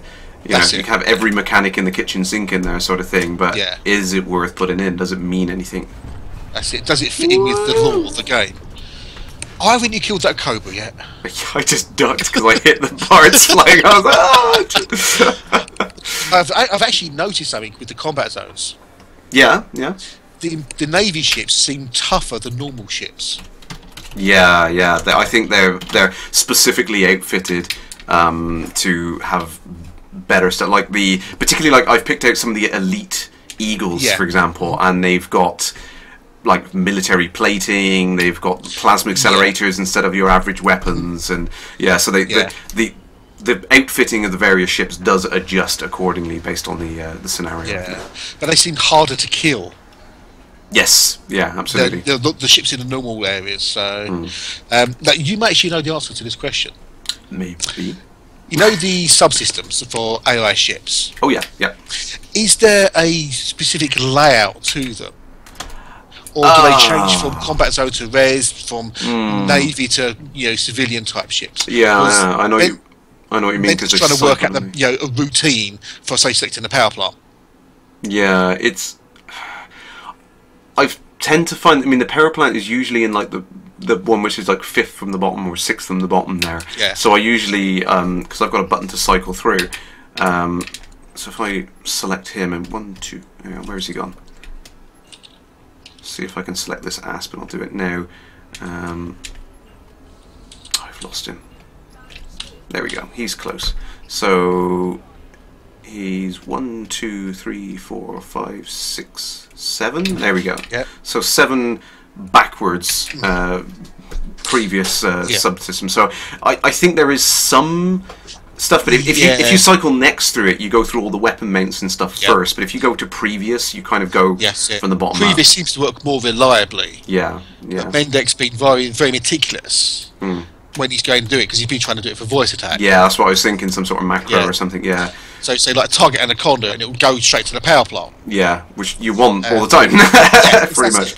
And there does seem to be a variation between combat zones and non-combat zones. Yeah, because what it is the different outfits. There's kind of I just clipped one of my good guys. Friendly fire. Thank you for that. Yeah, by the way. No, sorry. I friendly fire bonus saved me there. The little bit of whoopsie. I think going previous is the most reliable way of doing that, but it is tricky because the ships all outfit differently based on the scenarios. They absolutely do, which is a pain in the backside. I thought there would be something like that, which is a shame. But but try previous. That might work. That seems to be more reliable. Corkin says, first time I've seen you fly Vulture, recent purchase. Yay! Yeah, it is actually. I'm having great fun with it. It is a lovely ship. You can see why it is the most popular ship on there. Yes, and cheap too. It's incredibly cheap. I mean, once I come back from that exploration trip, that trip all the way back from the centre of the galaxy, I think I got something like about 22 million credits just for that, which, and I wasn't even properly scanning. I was rushing to get back. But I had so much money, and I was like, ooh, I can get a Vulture now. Woohoo! I can equip it. Yeah, and still have change. Yeah, and I've from the combat, I've made quite a few million already from the combat, so I've been having great fun with that. So what about the Diamondback? What do you think about that one? The new one coming. That's interesting. I quite like the look of it. I mean, now that they've said that it's going to be an explorer combat, that's. How much can I say? Not much. No, restrain not yourself. Much, not much. See, that's the horrible thing about an NDA. It's not what you can say; it's knowing what you can say. It's like, in a lot of cases, it's safer to say nothing. Yeah, but I think when you look at what historically people do for exploration, is you tend to take a ship and hollow it out and just do nothing with it. Now you've got a ship which is going to be good for exploring and getting into combat when you're out there. So So if it's a combat explorer, and let's say this for argument's sake, it has comparable range to a stripped down asp, which is an out and out exploring vessel, really. Yeah. What would you be shooting at in the 1,000, 2,000, 3,000 light years away? Exactly. I mean, that's what would you do? Yeah. Yeah, exactly. Maybe bump into another player out there or something. Hundreds of light years from space, and you just need that. You need that random 1 in a billion. Yeah. Coincidence. Yeah. We'll see. We'll find. Yeah, I think I know where they're going with this. There's all plans. It's all part of the plan. Yeah. These sort of they add these bits in like a combat explorer. Why do you need a combat explorer? There's nothing out there. Or is there? So yeah, I mean, I'm curious about the pricing on them as well. Yeah, I think it's going to be somewhere between a Cobra and Asp. Definitely, it's one of those things where there's a bit of a black spot in the market. I think so. It's going to be. After the third last, the Vulture debacle. Yeah. And like I said, it's that tricky balance again. It's like they want it to be something to aspire to, but also accessible enough that people are actually going to try and play with it. That's it. Yeah. Because there's not really much to do with your money. No. And that's the tricky thing is they wanted to make enough of a credit sink that people wouldn't end up getting to the position like you've got to billions of credits and just but at the same time it's like you make it too difficult and it puts it out of reach of most people. They're not really interested in amassing a ridiculous amount of credits. So not everybody wants to trade. Yeah, that's the thing, and not everyone wants to go kill things. I mean, Commander Yan, for example, hardly killed a single. I think he's killed about 4 things in the entire plane he's been playing because he doesn't want to kill chips. At least that's the last time he told me. But so there's. I like the fact you can make money doing different things, and combat is now pretty much the default way of making money as a new player. It's accessible, isn't it? Yeah. You can get in, you can have the excitement, but you can also you can make enough money to get by on it. It's not. Yeah. It's not too difficult. Where it was. Commander Resby's just loaded up. Hello, Res. Hey, greetings, Ambassador. And there's something I need to tell him, but it's secret as well. I can't say. Okay. He knows what it is. He's probably guessed what it is. So. I still think Phytoad is at the thinnest end of the bell curve compared to most players. Yeah, I mean, I'm an expert now in combat. Commander Yan is now an expert in combat. Ooh. Was few tasks to state 0. So. But the other thing about the whole money making side of things is should every profession be equal? And I don't think it should. And a lot of people are moaning that it should be, but I think that's just too narrow-minded. Yeah. Trading, if you look at any society, is the backbone of a society. Yes, absolutely. And that's where you make the most money. And I know that there was a lot of people complaining about the exploration not being worthwhile and all that. So it's like, if you're going out and exploring for money, you're doing it wrong. Was always my point of view. Yep. You go exploring because you want to. Yeah, you don't go to make money. You go to see what's out there. Yeah, you don't make money climbing Everest, do you? Exactly. You come back and say, "I did that." Exactly. I went to the Ryan Nebula. I went to Barnard's Loop and wherever. I mapped the Eagle Nebula. I want to call it the Toad Nebula, but well, you pretty much own it, I expect now. Well, yeah. But there's exploring it's a journey. Yeah, absolutely. But the thing about exploration is you never know what you can find out there. Yeah, and that could be worth more than the money. Yeah, absolutely. I think that's what people are missing with it. Really, is it's not a race to make as much cash as you can on doing something like that. It is. It's a experience. People said, "Oh, you've got all this money. You've got Jubilee. What are you going to do now?" And it's been the running joke: reset your save game. Oh no! No, I'm just going to play the game. The whole, I think the ranks and everything else and the money. It's just a way of keeping score. Yeah. At the end of the day, you play the game the way you want to play it, and you get these things as a bonus. Yeah, absolutely. So it's a good comment there from me, Laverick. I've just climbed Everest. Give me a high 3. Yeah, frostbite. Oh, Tarmart's off. See you in the Void, Commander. See you, Tarmart. But yeah, no, it's Yeah, sorry, I've missed it now. There's a comment there saying, yeah, it's a nice surprise when you get back to see how much money you've made from exploration. Yeah, it's a bonus as well. Yeah, exactly. Those are the things which are the bonuses. It's not the key part of the experience, but it's a nice extra. Yeah, it's like, I found my first Earth, like, I found an ammonia world, cool. with life on it. It's like, it's all those little things you find out there. Yeah, exactly, and that's the thing. It's been a sticking point all the way through the creation of the game. Really, is people don't understand what the purpose of some of these things are, and they expect the game to be on equal standing for all things, and it's not. That's not what it's about. And those things are designed in such a way that there are things to do which are a sprint, things to do which are like a marathon, and to give people different ways of approaching. Like you said, you've done all of these things now. You've approached it from all angles, and you've seen all of the different ways of doing it. So I think that's just something that people need to think about that and take that on board. And it's not about rushing through and doing each one of these things and ticking off a checklist and say, "All right, I've done this, I've done this, I've done that." Yeah. It's a case of setting the goals that you want to achieve and going for it. And I dropped out 4 kilometers too early. Damn it! No. I hate that when you do that, because you sit approaching and you think, but you're watching your speed, it's tick, tick, tick, not the distance, down. And you go, we're gonna stop. Oh, no. So yeah, but it's awkward. You get to a point now when you get to, as you progress through, because there's no end game. Yeah. There's, so it's like, well, what do you want to do? What do you want to do next? What's your goal? Yeah. Okay, so I want to do this. Okay, well, I've done that. What do I do next? It does become difficult sometimes just to know what not so much what do you want to do, but what can I do next? Yeah.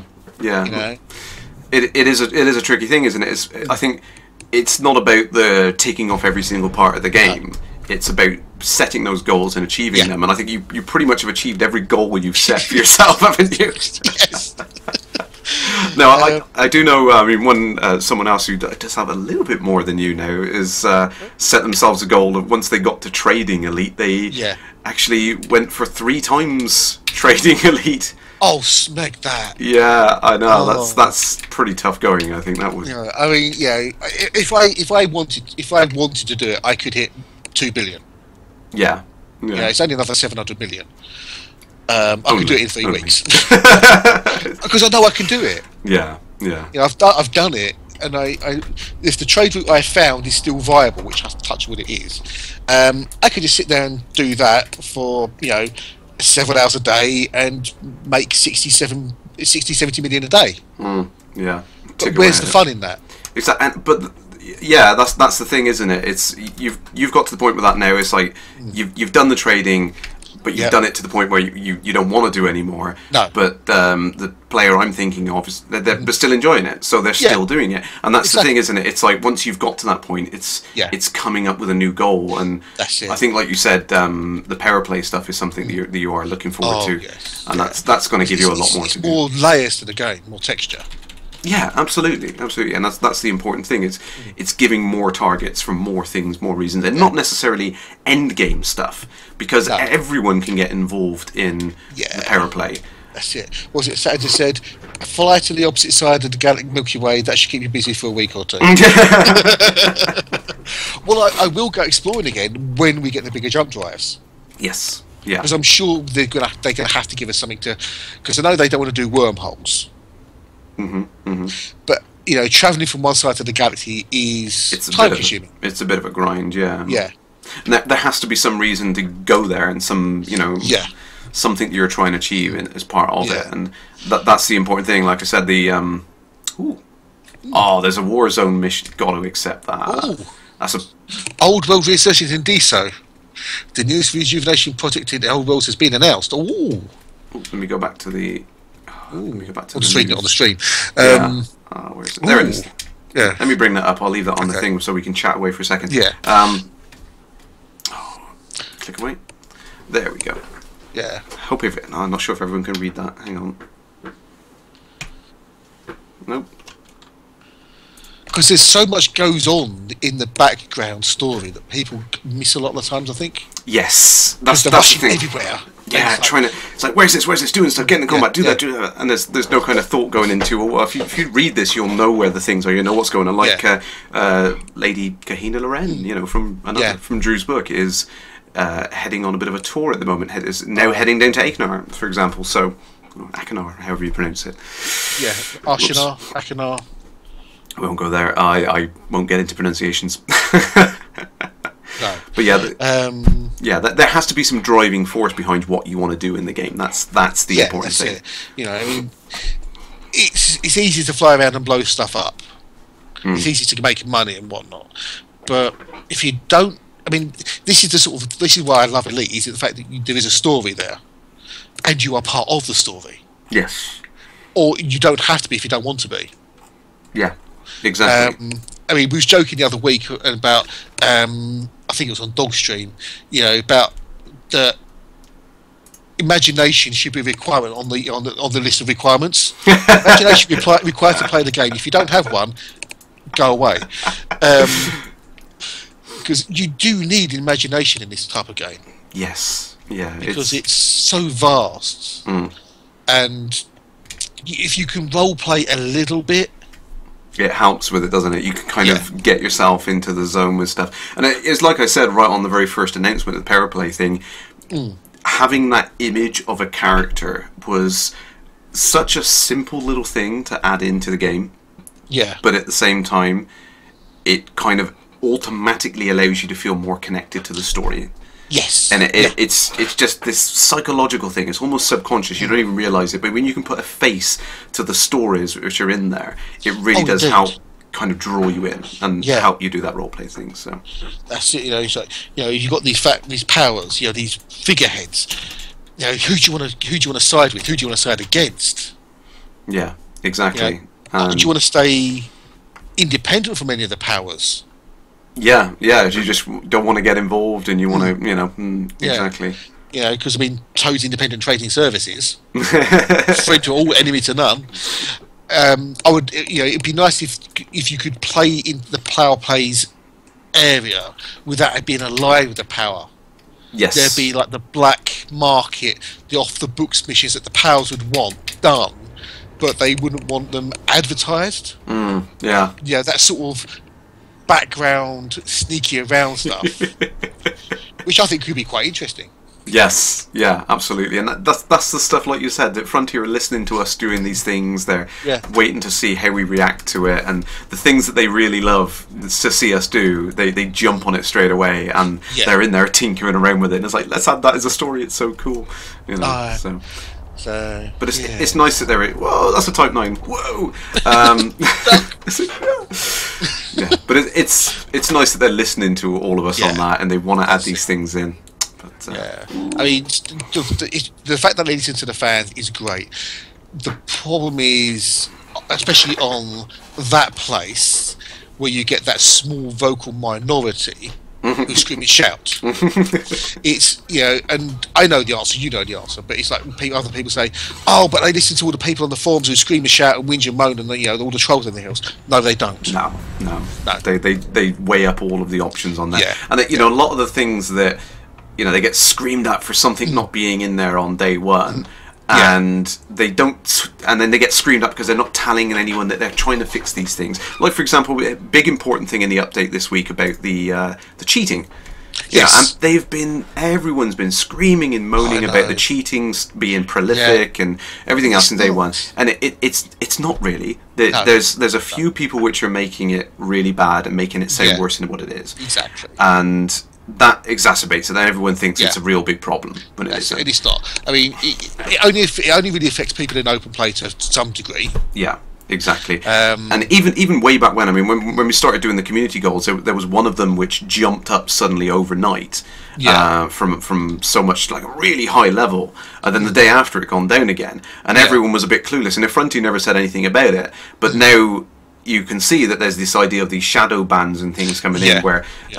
And they also mentioned that any of the associated gains that a player might have got by exploiting something can be removed. This stuff has been going on for a while anyway. Yeah. They've just not done it. If they tell everyone that this is the kind of things that they've been doing, it kind of spoils some of the impact of it, and they can't use it so well. Silo, you've got some good point there. Combat loggers, they have been dealing with combat loggers. You just won't have heard about it. No, they mentioned it in one of the updates a while back, saying they're putting extra tracking in to catch people who combat log. And this is the thing. I mean, a couple of months back when I was having glitches with my PC and it was just shutting down intermittently and randomly stuff like that. Now, for all intents and purposes, they could be tracking that, and then they could say, "Oh, like you've done that X number of times, here and there and there like that." We can see a pattern to what you're doing. Yeah. Now, they've got to be absolutely certain that that pattern is valid, and you are, Yes. having a problem rather than being a jerk and you're doing the whole combat logging thing. There has to be some cutoff where they turn around and they say, right, okay, we are going to give you the benefit of the doubt in this point, but don't do it again, sort of thing. So this is the idea of like these shadow bans, expiring bans, all the things they've been doing. It's all in there because they want to be fair and they want to allow people the opportunity to kind of admit that they're wrong, in effect. I mean, I think they're one of the few games companies that actually, when something goes a little bit screwy on, say, the transaction server when you're doing your commodity trading, and you lost money through a trade through no fault of your own, they go, "There was a problem about the trade. We'll refund you the money back." Yeah, exactly. Automatically, without you having to even raise a ticket. Yeah, exactly. They've been really quite fair with that in all respects. Most companies would probably turn around and just say tough to you, which I've seen other games do that, and it was just, tough, but that's the way it works. But, it's that balance again, okay, look, we're doing this behind the scenes. We don't really want to tell you what we're doing. But stuff is happening, believe us, And there's people complain so much about cheating. Okay, look, we better tell you kind of what we're doing. There is work going on behind the scenes. I think that's the important takeaway there. And there is more than what they actually said in that newsletter going on. So. It's that whole balancing act again. So, CeeLo also said, role play is the key in this game, even if you're alone, since the game doesn't really have goals except for the rankings, etc. Right? Yeah. I mean, that's the key thing, isn't it? The ranks are the only kind of scoring system that the game actually takes into account. Anything beyond that is entirely up to you. That's it. I mean, this is what I say to everybody who's curious about the game: is the game doesn't hold your hand. No, absolutely. It doesn't teach you what to do. It doesn't tell you what to do. It doesn't show you what to do. You have to work it out for yourself. Yeah, and it's this day and age, that's how a lot of games are, but we don't realise it. When you look at something like Minecraft, for example, everyone's familiar with it now. They know exactly how to do everything. But on day one, there was nothing. You had to go to a wiki to find out how to craft a shovel. The first day I played it, I had no idea how to craft.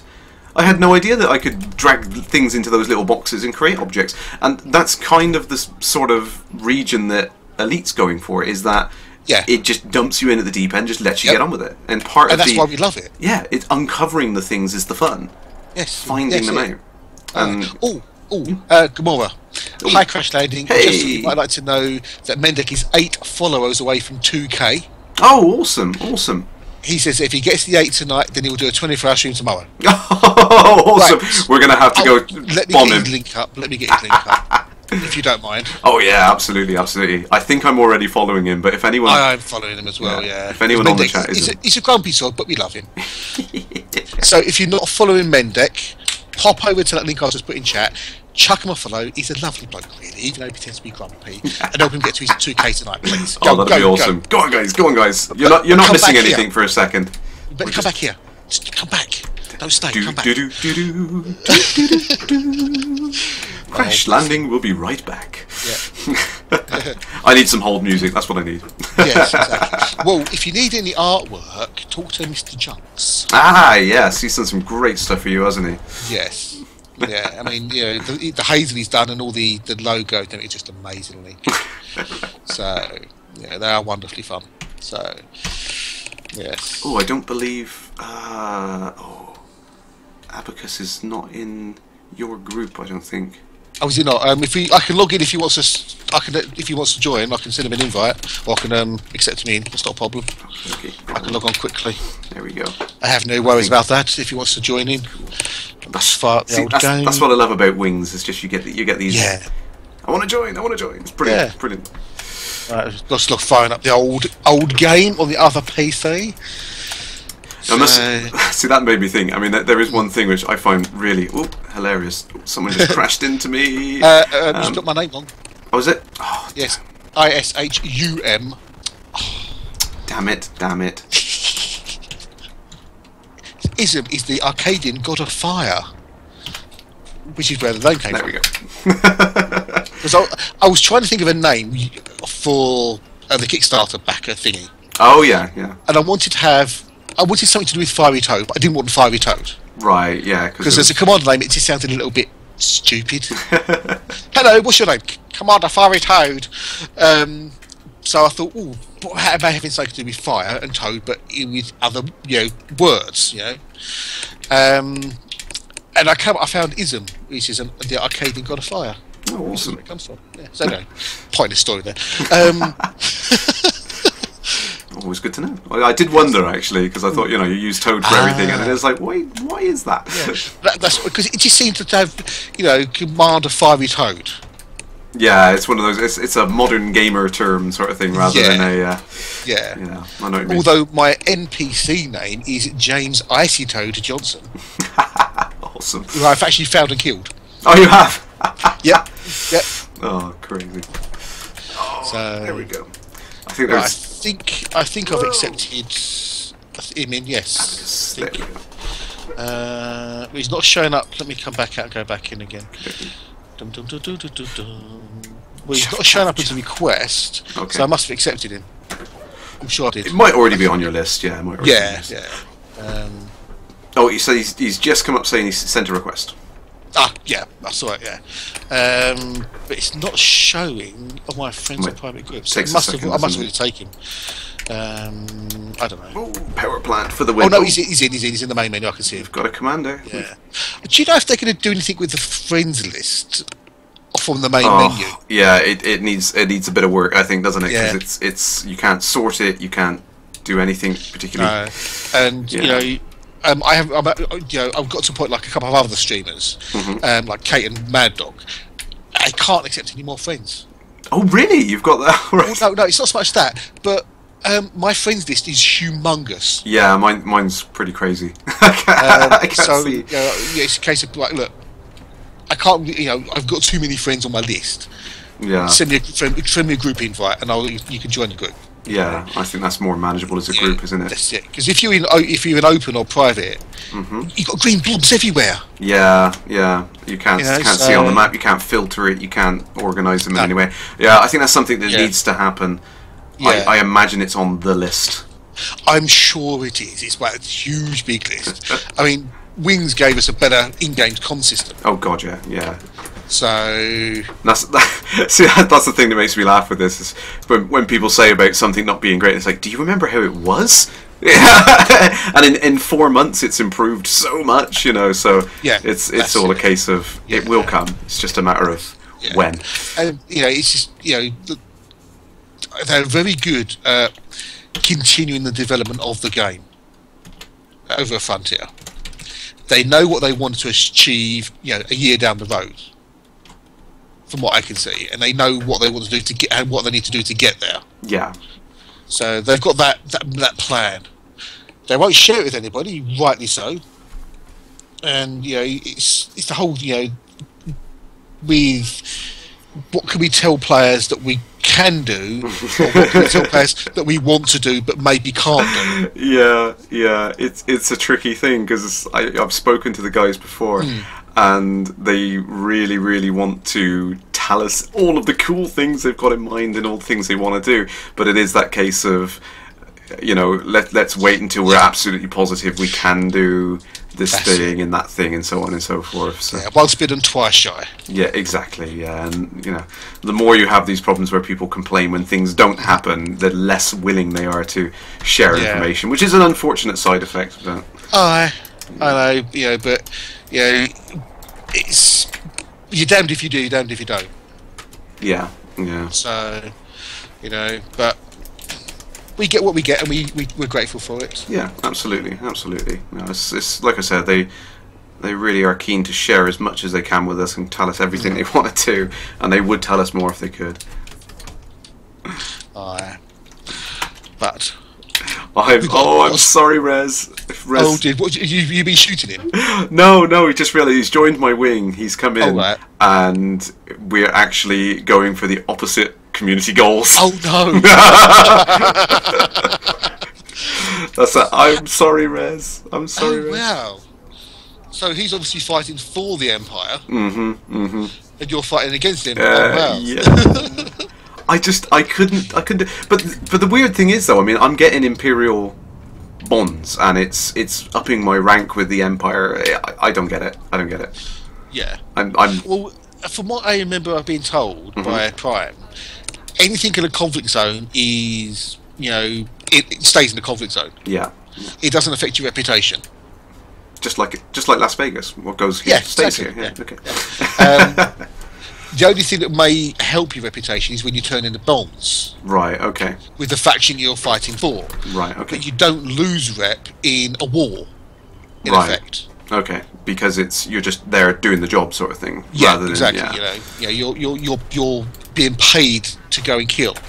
Yeah, which makes sense. Yeah, but if you go to a resource extraction site, for example... Yeah, you're just causing trouble for the sake of causing trouble then. That's it, yeah. So... Yeah, that makes sense. Yeah, so... the whole reputation thing is so complicated anyway. Yeah. I think they'd rather say, one less headache for us to do. If we do combat zones, it doesn't affect anything.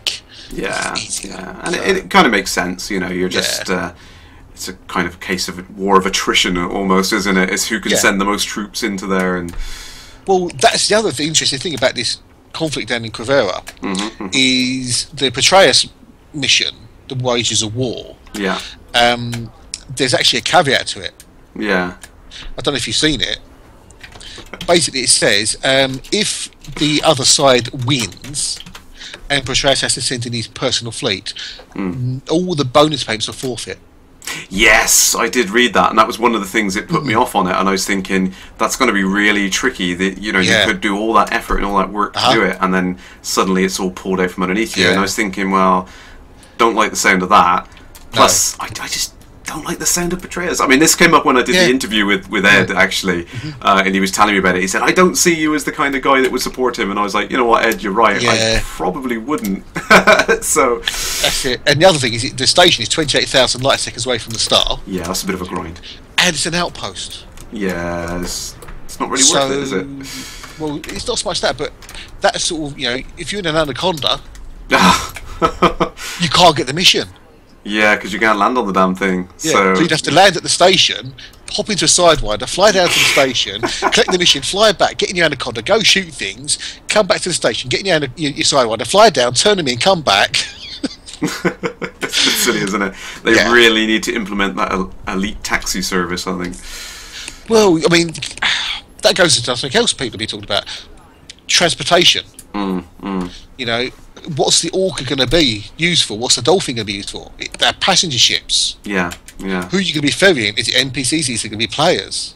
Yeah, and I'm hoping that starts to make more sense now with power play. It kind of those missions that were mentioned early on, the ability to kind of take dignitaries around and get them to these various vents and stuff, and they might be hijacked on the way. Sorry, Mendek made his follow target, so he'll do his stream tomorrow. Hey, excellent, excellent. I will get the beers in tomorrow and I'll pop in and say hi.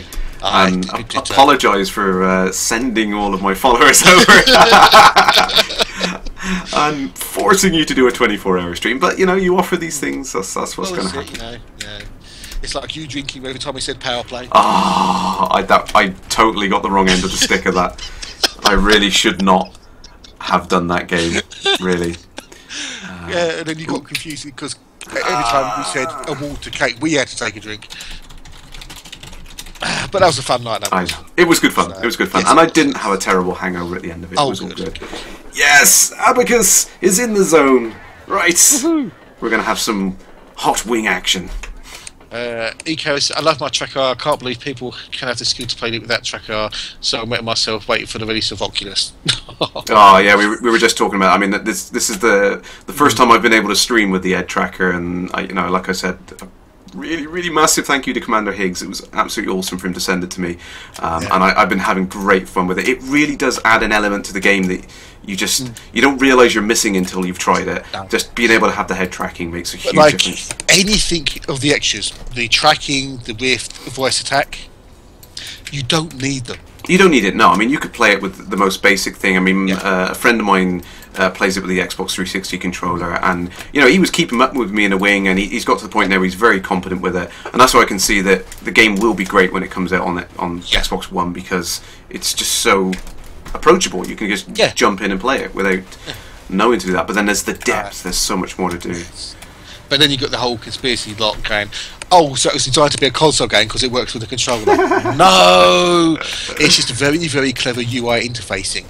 Yeah, exactly. They built the whole thing from the ground up so it would support any kind of controller. That's the bit you're missing. The fact that the Cobra engine is multi-platform and scalable, it means it can be ported relatively easily from different systems to systems. Yeah. So, but I know Revian has been doing a lot of the network coding for the Xbox. Oh, I imagine that's fun. And when I say fun, I'm a developer. I understand. Yes, I've been spending weeks trawling through the code, and I said, "Say no more."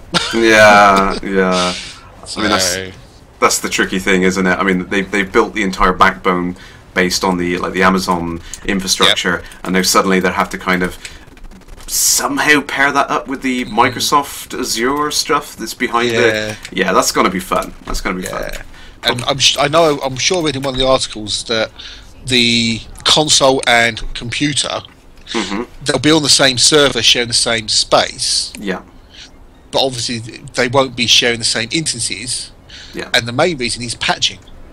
Yeah, and that's the problem. There's a whole patch certification process on the Xbox One console.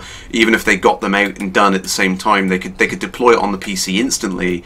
Yep. But then they'd have to wait for Microsoft to verify and confirm that the Xbox One patch can go out and everything, and that's the big problem. So it would mean the clients would always be out of date, and you couldn't necessarily have a multiplayer experience like that. It just wouldn't work very well, which is the biggest technical challenge. Yeah, it's a shame. It is, but it's still the fact that an Xbox player can still have an effect on the Galaxy that a PC player can see. Yeah, absolutely. I mean, we can have all the Xbox One players joining in with this, and we can see the tier 4 has been reached tonight on this community goal. Actually, I did notice that, which was awesome. It's awesome. Yes, so it'd be great. More money for me. Absolutely. How much am I worth now? Because I actually made the top 15% earlier. Oh, you did? Damn. Yeah. Damn. I only did about 5 million credits. Only 5 million credits. Is it? Yeah. This is the first one I've actually got out of the bottom tier, so I'm planning to keep. I'm gonna keep it this way. I'm gonna try and stay in it for the next week, and. Well, I mean, I've to some degree I've been staying out of especially the combat ones because when I do them, I tend to do them a lot. Yeah, I can imagine.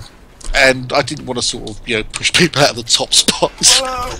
Boom. Right, here we go. Tier 4. I'm worth 5 million now. Oh, excellent. Where am I? And I'm still in the top 15%. Where am I? Tier 4. But I did notice. I'm in the top 40. Damn it! Where is it? The Waging War, right? Pringle, the top player, has earned 59 million credits in combat bonds. Wow. There was there's something been a bit weird with this because there was one on there earlier which had 112 million credits in combat bonds. Crazy. He's disappeared off the top list. Gee. Oh. So I'm wondering because this system got, I wouldn't say bugged, did it, with the community goal? It had a little bit of interference from players, if I remember correctly. Yeah, and that was the thing we were touching on earlier on about the thing. If people come in and use some kind of exploit to achieve that goal, I've suddenly got dozens of people on me. Incoming missile. Nice. Did you shoot the wrong side? Not that I know of. Everybody's red to you. Yeah, there is some green. Oh, is it? Oh, okay. But I don't know if I'm right, but I heard that some players tipped the balance of power in the system, which reset the Civil War Yes, yeah. deliberately. Yeah, because I popped in overnight and I was like, okay, all the conflict zones are gone. What the heck? Yeah. So I don't know how these people have got 59 million credits in combat bonds. Yeah, I don't think that's achievable really as an individual. But then this is some of the stuff we were talking about. That they're aware of these things and they can take these people's effects out of the system. Because the fact is, you've only hit 10 billion on the actual goal. Yeah. From 5,900 players. Yeah, so that's like not really realistic, is it? No. So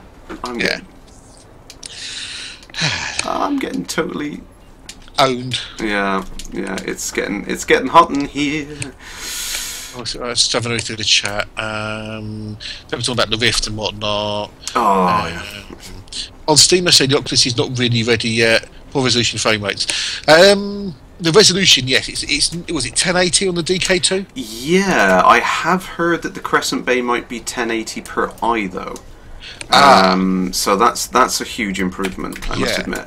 But the frame rates depend on your rig, don't they? That's the big problem. You need to have a machine which can drive it. It's somewhere like 70 hertz. Well, actually, believe the target is now something like 90 hertz, which is insane. Really? Yeah, Isn't that a bit of a weird number to go for, though? It's something to do with the most optimal refresh, which works with the visual system. Basically, it's not anything to do with it being some standard of the industry or something like that. It literally is, when you get to that certain level, 99% of people cannot distinguish the frame rate. That's what they're going for. It's that they're trying to go for the best experience rather than some kind of technical trade-off. They want to have the most perfect experience you can achieve on it. Yeah, that's interesting.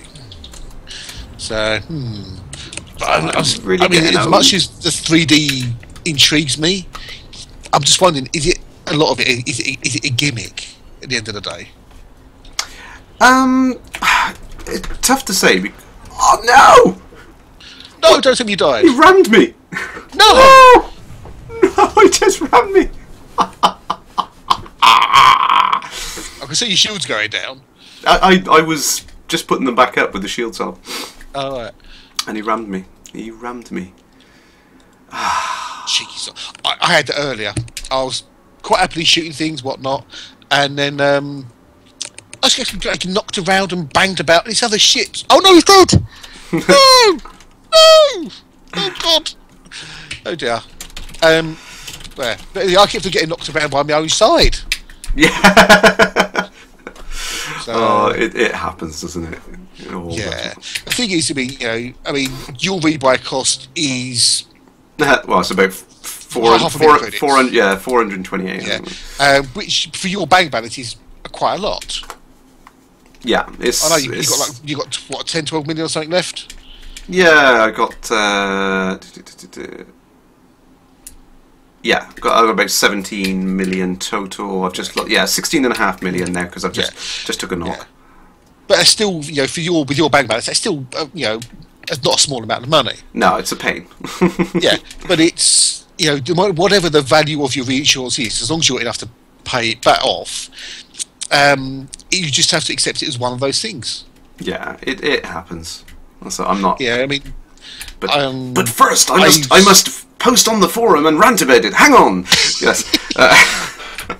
When I was doing the trading with the Anaconda, which is much better than the Type 9, by the way. I don't know if it was a glitch or what, but I lost an Anaconda leaving the station. Oh, ouch. Yeah, that's expensive. With the full load of Palladium or whatever it was, a 4.9 million rebuy. Yeah, it puts it into perspective, doesn't it? Yeah, you just go, okay, move on. Yeah, shrug it off. Yeah, move along. Yeah. That's the only thing you can really do realistically when you're looking at it, isn't it? Yeah, it's painful, but it. Yeah, I understand people get upset when it happens and whatnot, but it's part of the game, and if you get upset by it, don't fly what you can't afford to lose. Exactly. I've seen a few things Yeah. Posted about that. You know, it happens every week. There's someone else saying, like, I got blown up, it's not fair, blah, blah, blah. And it's like...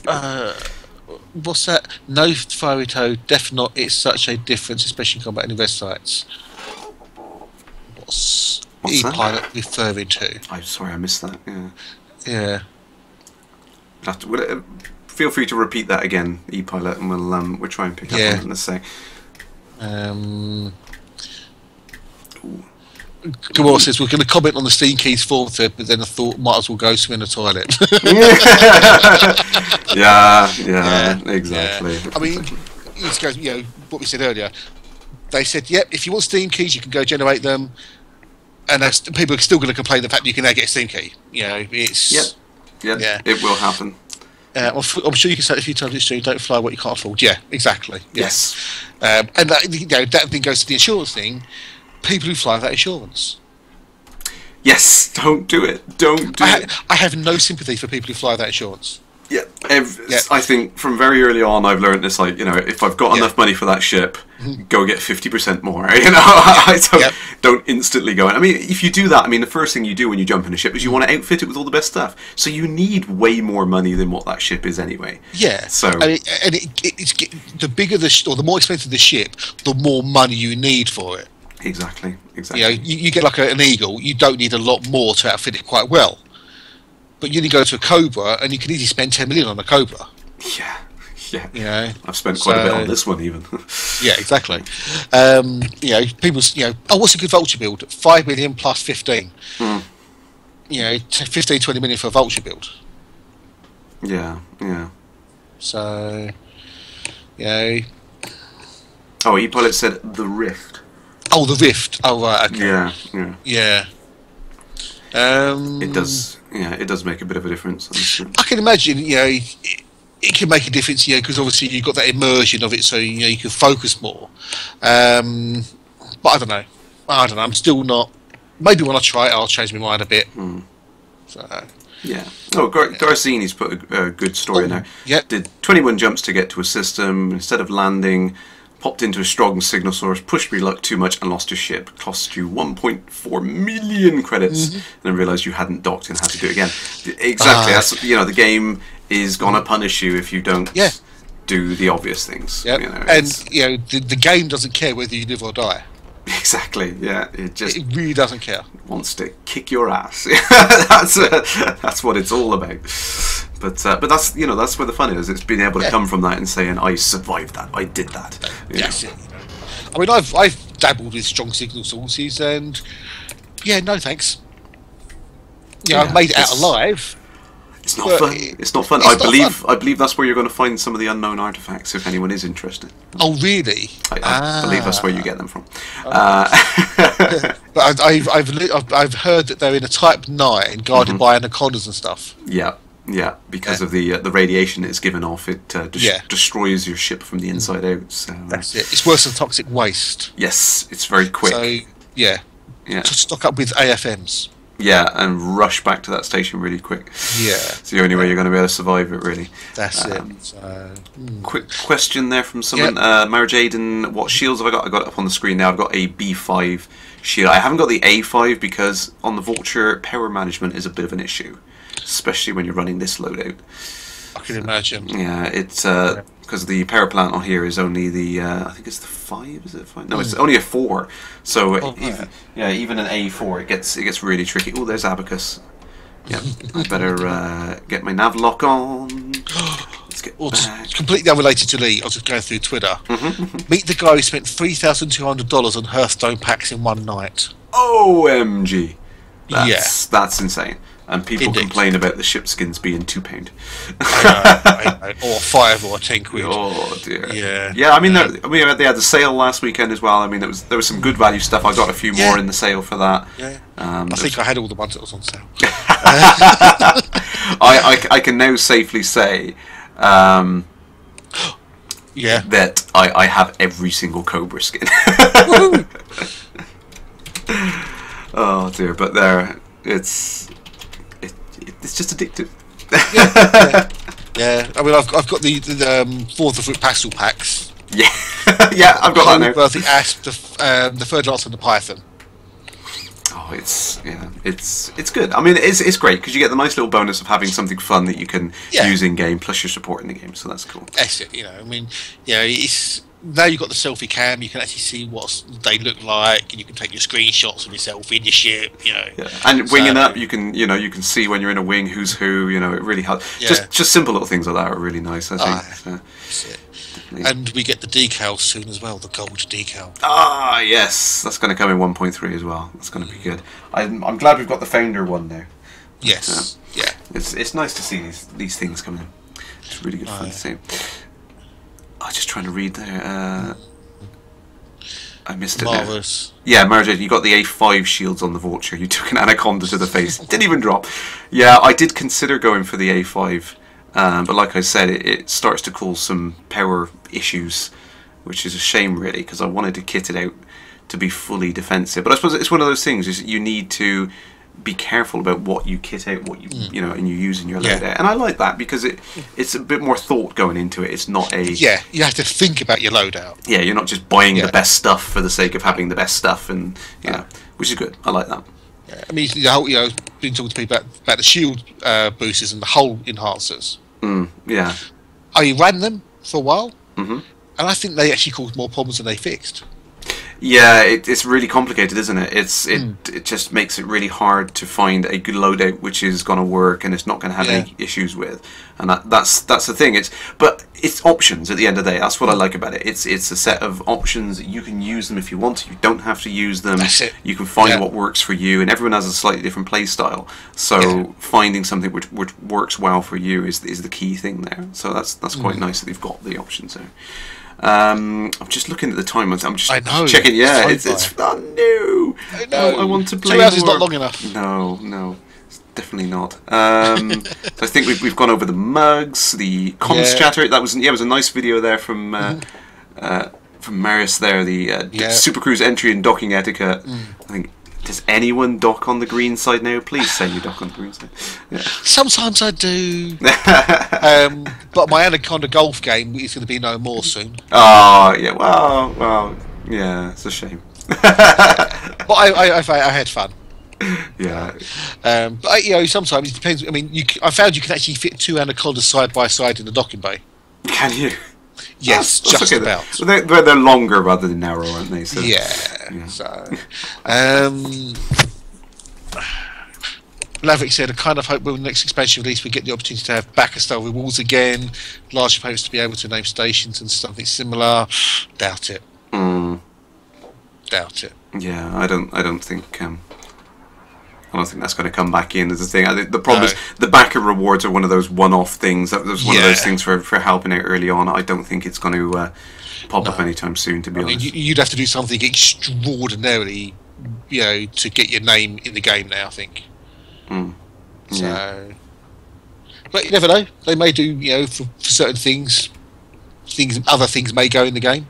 Yeah, hopefully. I mean, when the EVA and Planetary Landing expansions come out, there could be any number of things they might want to do with that. I mean, they might offer some additional rewards at that point then. So, we never know.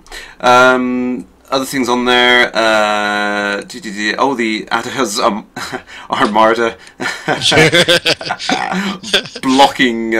blockading certain systems and things. That's quite fun. That's something that I'm glad they've added that in. Actually, they've announced the hostile takeover of Stapleton Dock.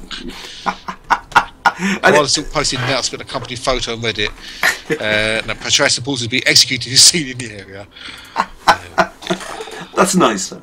Yeah, and don't forget the film competition, which is now closed. Yes, it is now officially closed. I think it was 7 p.m. this evening. Even though they said May 7th in the newsletter. Yes. Oh, was it? Yes. Yeah, they said we'll close it today and May 7th.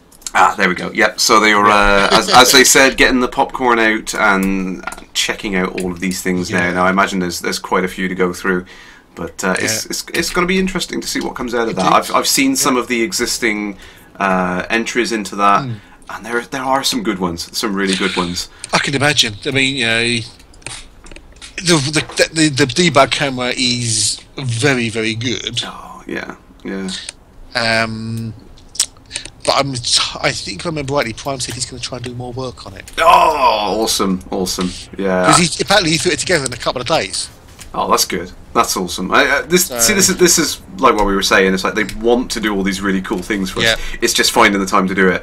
And I've been there in the office and I've seen these guys. And like when we were prepping for Gamescom, I left the office with some of the guys. I think it was about 7:30, and there were people still sat there coding. Yeah. You know what I mean? That's the sort of dedication these guys are putting in. So I do get frustrated with people when they start moaning, "Oh, they're not doing enough like that," and I get really defensive of the guys because I've seen them do the work. You know. Well, when was it? The bank holiday weekend. Oh yeah. Revian popped in to think he was in Dogsham or something, but he said people are still working over the weekend on the bank holiday. There's still people in the office working. Yeah. You know, so it's they do have time off. Although I was quite impressed with Michael Brooks' comment the other day. What made me laugh was someone was saying, "Oh, he must be on holiday right now," and they made some spoof thread up about what he was doing, and he just popped into the thread and just said, "What's a holiday?" You know, just like, which is about right. I swear to God, that man does not sleep. He is, he does all the producing stuff. He wrote in a book. Yeah, in record time. Yeah. And then he's on the forums back in the premium box set as well. Yeah. I know, it's just like, And he seems to be on the forums 24/7. I mean, every time we've got something we need to go over, he's boom, answer. Well, okay, yeah. Thanks. Same as Ed as well. He's always in the forum, late at night. Yeah. You get people like Sarah Jane Avoid posting on the weekend about stuff she's been doing with the AI and. Yeah, that's what I mean. I mean, these guys, they are passionate about it. They want to do an awesome... Whoa! Someone bounced off me then. They want to do an awesome job of it, and they keep dedicating more time to it. And it really just frustrates me when people don't appreciate that, I think. Junks has just said, 10 minutes, 1 minute past 10, Mrs. Crash is going to be mad!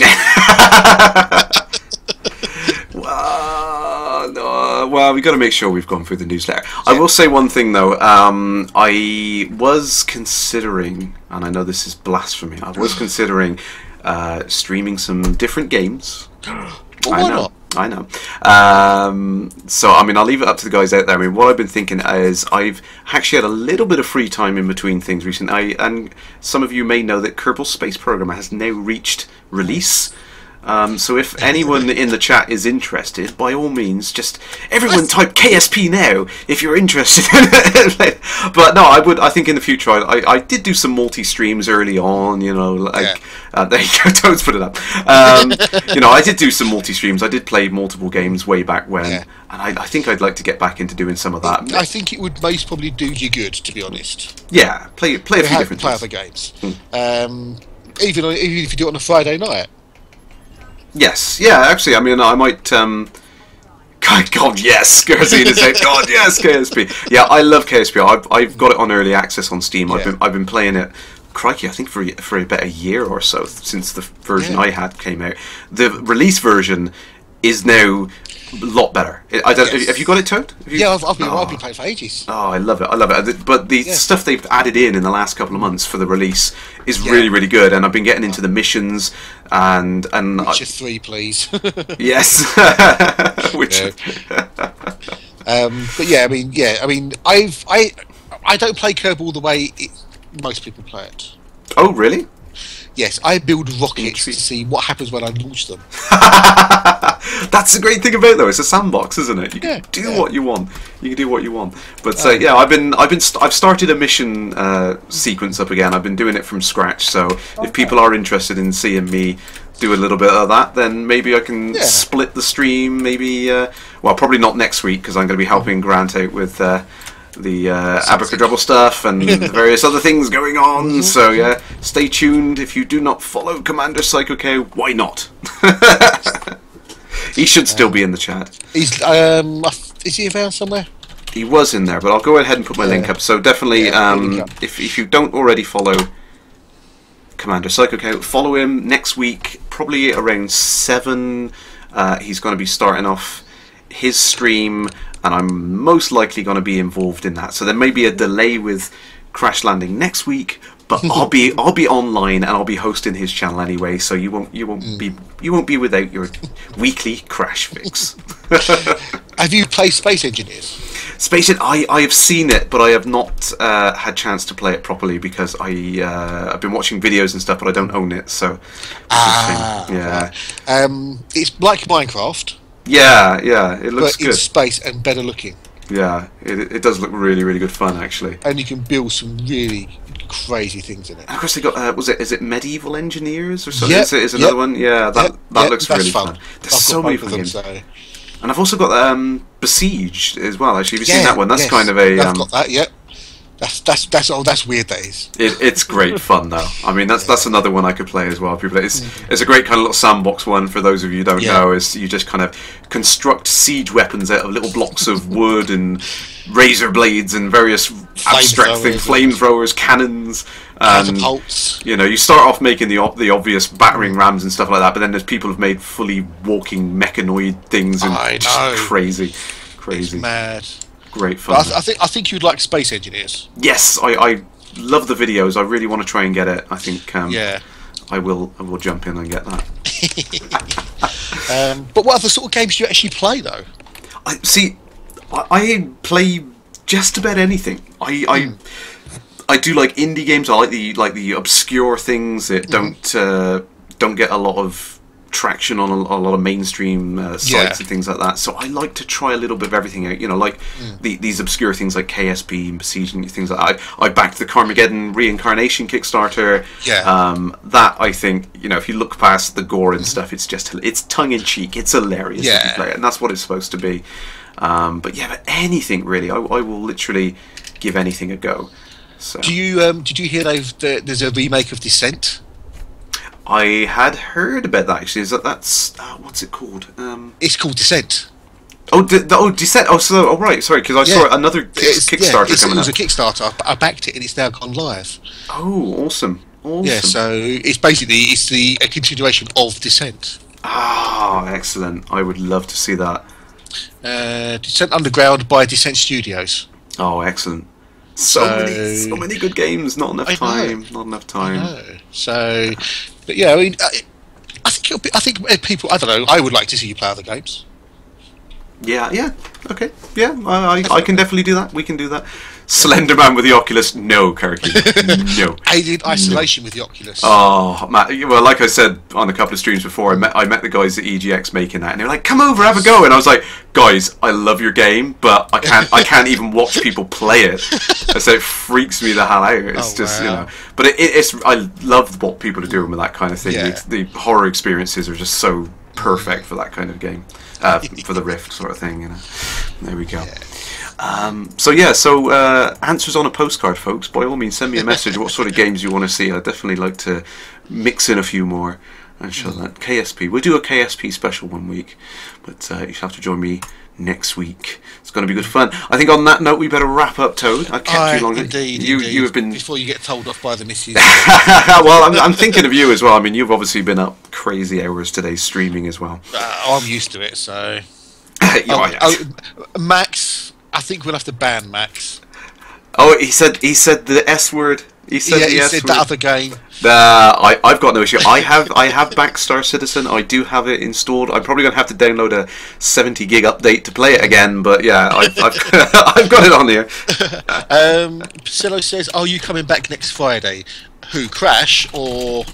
Because Crash is always every Friday. I will be here next Friday. Yeah. Toad, you're got an open invitation anytime you're available. You can. Oh, thank you. Thank you. You just give me a shout. You know me. If I'm around, I'll stop in. If you need someone on short notice, give me a shout. Yeah, absolutely. And speaking of short notice, I'm hoping next week I might have someone short on the channel. So it was her fault. No. Hopefully Shorty will be back with us soon. So yeah, it'll be really, really cool to see her again. But I know everyone is keen to get Shorty back, and she does want to come back and chat. But like I said, she's about 20 weeks now, so she's feeling a little bit better, and she definitely wants to come back and say hi to everyone. She does miss everyone.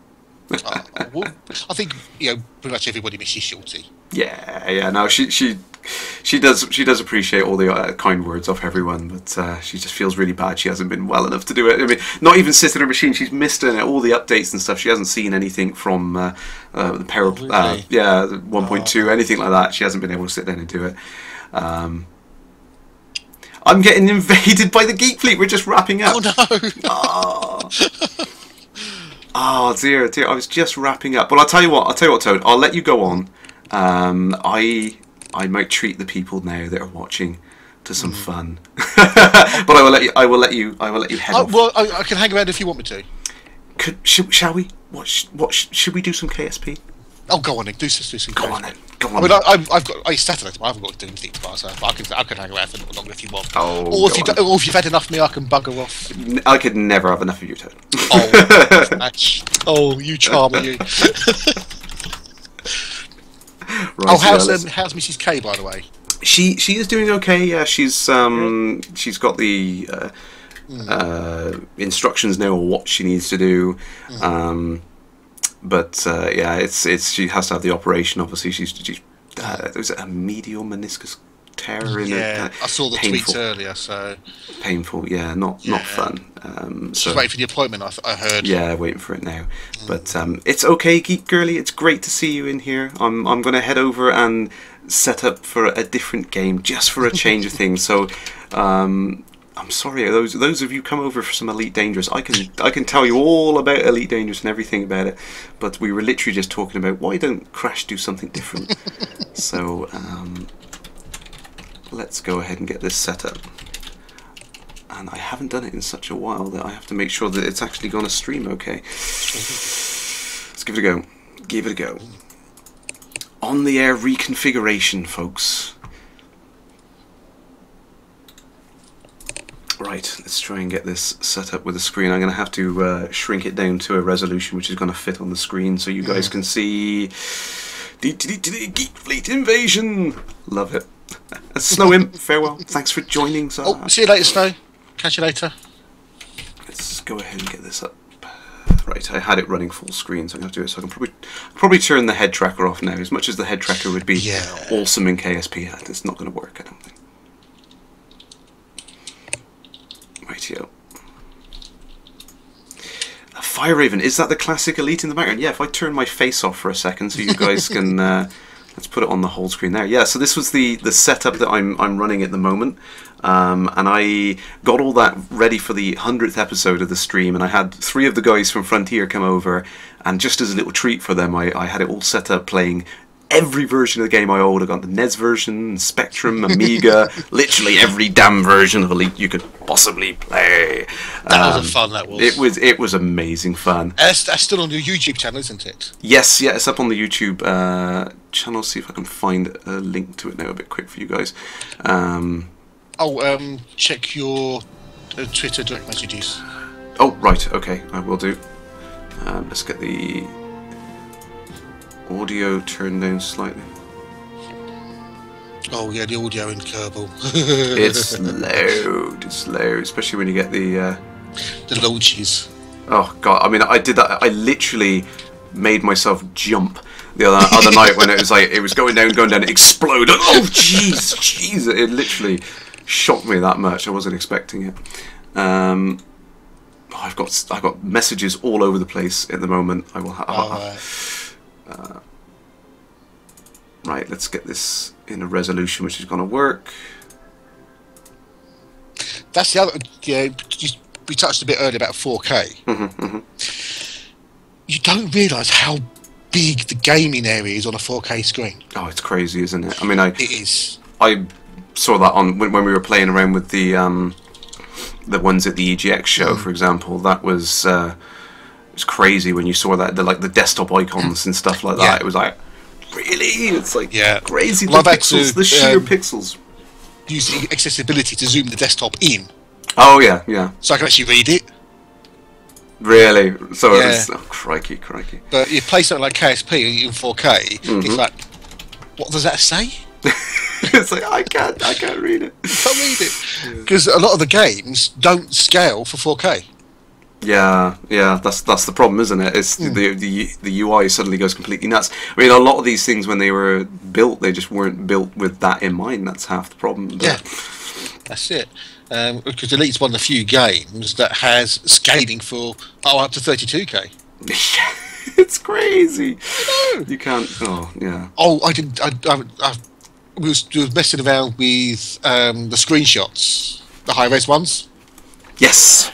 And I set the value to 8 times. Oh my god! Really?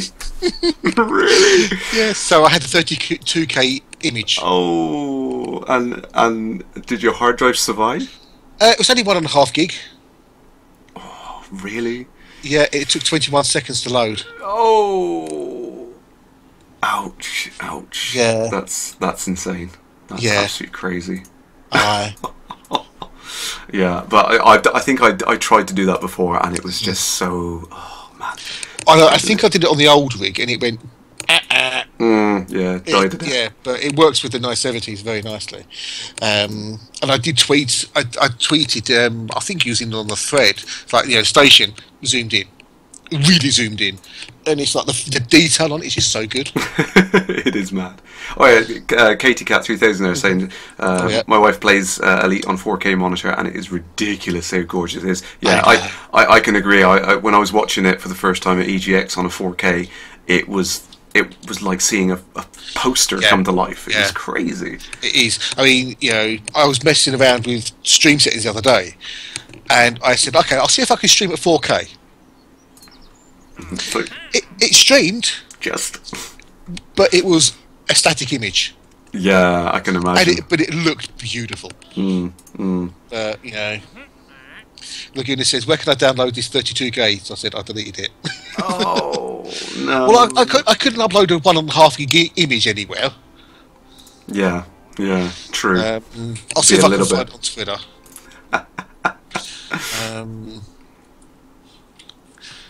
But I see, that was the problem I had. I tried to do one because I thought it would be really fun to do a 32K screenshot, and I was going to share it with Ed at Frontier, and I just, there was no service that would allow me to upload it. No, I was like, just forget it, we're not letting you put this on one of our hard drives. It's crazy. Yeah.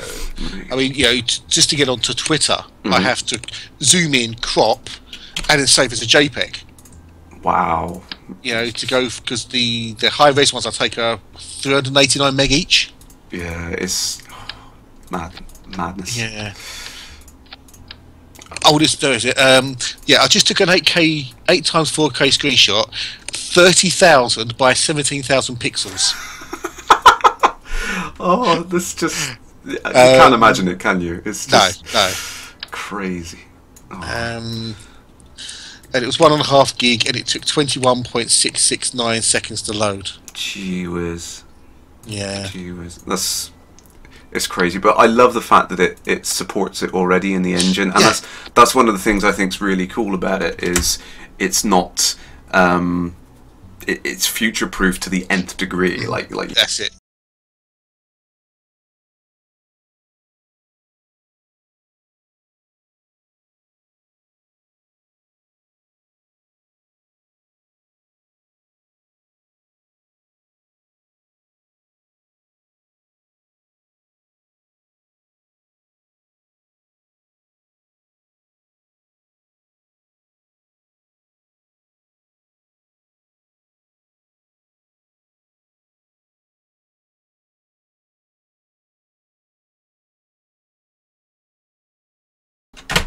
Oh, sorry, I lost the sound then. I hit the wrong button. There we go. Sorry, should have everyone said, "Oh, you muted." Yeah, I keep forgetting that I've got the keys set up in a location which is a binding for. Well, that's the big. I've got certain bindings set up for OBS. That when you then play another game, they're those bindings. Yeah. It's like, yeah. I've been there, done that. Silly. Should have realised that. Right, let's go ahead and. You've got 3. Oh crikey! What are you building? I literally just researched enough to have fuel pipes, external fuel pipes, which allow you to follow the whole asparagus staging. I don't know, you've probably seen that. Yeah. Scott Manley for the win. I know, yes indeed. The wonderful, amazing Scott Manley, KSP God. He knows everything about it. I mean, when you're doing orbital mechanics for a day job anyway, it's he actually works for Apple. Yes, that's what he does. Yeah. He writes code. Awesome. Yeah, but he's I think he's got a degree in astronomy or something. So it's crazy. It's just crazy. He goes on about. Oh yeah, you should do this. Okay, you lost me on the. So yeah, I do feel a bit like that when he's explaining things. I'm like, okay, right, yes. Let's see if we can skip to the next morning. I like to be able to take off in daylight. I'm waiting for some of the mods to get updated in Kerbal. Yeah, because there's some fantastic additions to it. I mean, some of the things are like the remote communication one. I really, really love the idea that you have to have line of sight, you have to set up satellites and stuff. It really does give you kind of some reason to want to achieve in the game, you know. So I think that's the nice thing about it. Right. But the one I love the most is KW Rocketry. Oh yeah, that's a good one. But it doesn't work with 1.0. Oh really? Yeah, it doesn't attach properly to the stages. Oh right. So, but the last time it updated was December. Ah right, okay. So maybe hopefully. Yeah, maybe sometime soon. Yeah. But Mech Jab works. Mechanical jab. Yeah, I do like that. Yes. I'm hoping that's not too loud now for everyone. It's hard to tell. I don't care. I can't hear it. I was gonna say, as soon as the rockets kick in, I'm like, okay, Toad, yeah. It's a realistic space sim. Let's put it that way. Yes. A while back, I was still on my YouTube channel. I built a ship made out pretty much of all of SRBs. Oh crikey! It went up well. I imagine, and imagine it didn't stop either. No, it didn't. That's the fun thing about it. I love making like just crazy things and stuff that you wouldn't normally attempt to do. No. I mean, everyone can go to like Moon and Minmus and everywhere else, but I prefer just making the rockets silly rockets. Yeah, there are some fun ones you can make. What will work? What won't work? How many struts do I need? Struts for the win. I did see that that fantastic thing, which was a spoof of the duct tape and WD-40 thing, which was it's the Kerbal equivalent is like should it move and it doesn't, right? Add more boosters. It's like does it move and it shouldn't? Add more struts. Yeah. What's the one thing you learn in Kerbal? More struts. Absolutely. Yeah. Sentinel, can I bolt a car to the side of that rocket? Yeah, I could reenact the old Top Gear thing. Yeah. Talking of Top Gear, apparently they're going to air the unseen episodes in the summer. Controversy. And, Clarkson's return to the BBC has not been ruled out. Oh, that's interesting. But obviously not to Top Gear, I don't think. No, I expect that ship has sailed. Yeah, and there's talk about having other representatives on it, but no. It won't be the same without the three of them. No, because obviously James May turned around and said nope to it as well, didn't he? So. Exactly. Yeah, and then he tweeted about being unemployed. And he did all these silly videos about cooking his dinner or doing this that, and the other because he's unemployed. Not that he actually needs any more money. No, true. I don't know what Hamster's doing. No, I haven't heard actually. So. No. Well, it's a shame these things come together. But they'd be going. I mean, from what I had read, Clarkson and May wanted to leave soon anyway. Oh right, okay. So it's because they're in their 50s, and doing the specials weren't getting any easier. Yeah, true. Yeah. Some of these crazy things they'd end up doing. Yeah. Especially the travelling across the desert in that whatever old banger thing they could find. That was a crazy one, I must admit. Going in search of the Nile and stuff, and Oh, Well, we've got a Kerbal question. Yay, Jazz oh, has. Kerbal question. Jazz has 1969. Can you build a fully reusable rocket like SpaceX in Kerbal? Yeah, you do unlock various things to allow you to do that. That stage I ditched just now with the last couple of fins on, I could have put parachutes on them to recover them. There is a problem though. Yeah, after about 20 kilometers, they lose. It's 2.5. Oh, damn. 2.5. Yeah. I knew it was so much. So, yeah, so it's 2.5. When an object goes out of range of 2.5 kilometers, it disappears. Yeah, which is a shame. But in theory, you can do various things like that. Yeah. But I'm sure there was a mod that let you do it. Yeah, I've seen one. And I can't for the life of me remember what it was now. But it would be good if you could recreate it. Yes, absolutely. What on earth? I'm having some weird issues with my mouse now. It's going nuts. And you really need your mouse to play KSP. Yes, just a little. What the heck? That is the weirdest thing ever. It's game. Oh, you've achieved orbit. I've got to orbit. I've done that bit, but I can't click back in the window. What is my mouse doing? What on earth is going on with me? Oh dear. I'm not having a good day. No. If in doubt, turn it off and on again. There we go. That's the. Yeah. Nope. No. Oh, Darmac says Hamster has a farm. Apparently, he has a farm down in Wales, I think. Oh, really? Yeah. Right. He's Mr. Country. He's Hamster. Oh, crikey. Apparently, the Sentinels, they said they're doing the Australian live event, just the three of them, because they sold the brand to BBC and made a fair amount of money out of it. Crikey. Yeah. Oh, Reggie says ghost input from pointer stick on throttle crash. I believe it is, but I can't. Well, unplug the X52. Or have you not tried? Have you tried that? I would if I could remember which. And I've just lost my camera. Oh! That's the wrong one. Oops. There we go. Right, that's out, and it's stopped. There we go. But Yay! I've lost the camera, folks. Oops. I could just see you disappearing under the desk Boom, now. there we go. Yeah. Yeah. We've got to love the delay on Twitch. Oh, they gotta love it. Gotta love it. Resri says, I'll just wiggle the pointer stick on the throttle and it goes away. Yeah. Well, just wiggle whatever you want, Resri, mate, but... We won't go there. Oh, no. Oh, what's going on there? Oh, my God, I thought those Kerbals were behind Crash's chair, says Marla. These Kerbals are chasing me. Yeah. I've lost the... Oh, crikey. Katie Cat. What amuses me is that Americans that claim Top Gear is better than the UK version. The old American version of Top Gear. Oh God. Really? Yeah, that dire piece of television. There we go. Right. I'm kind of back in the room. There we go. Richard, logging off here. Excellent stream as usual. Crash and Toad. Great double act. Thank you, Richard. Good night. Thank you all. See you in the void, Commander. No wonder Kerbals crash as much as they look really derpy. The Kerbals are great. You gotta love the Kerbals. Yeah. Oh, yeah. I can see you again. Yeah, you're coming back up. Just trying to get the resolution. I cannot get the resolution right. Yeah. That's what she said. Yes.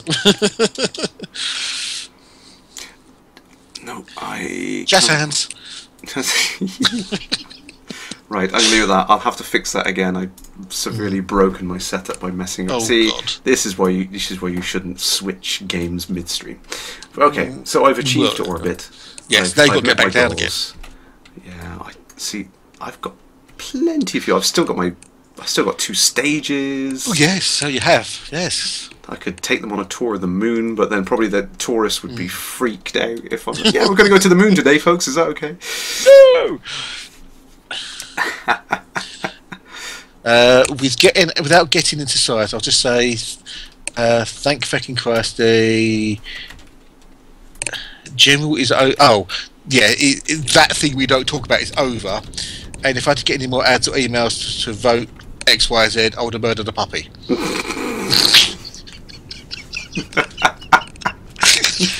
Oh dear. Oh dear. Yeah. Oh, yeah. No, Moose. This is a political free stream. Yes, we're not talking about that. Yeah, we don't. Yeah, none of that. It's enough on Twitter, TV, papers, Everything else. You The mentioned on kitchen Twitter earlier, sink. didn't you? Oh, I've had enough of it. Yeah, me too. My stream today, I said, don't talk about it. Don't want to know. Absolutely, yeah. Yeah. Not interested. Not interested. It's happened. It's done. If you don't like it, you don't like it. That's fine. But no, thank you. Geez, Elite has changed a lot in the last half hour. Yes, yeah. See, now they've got the Ori view.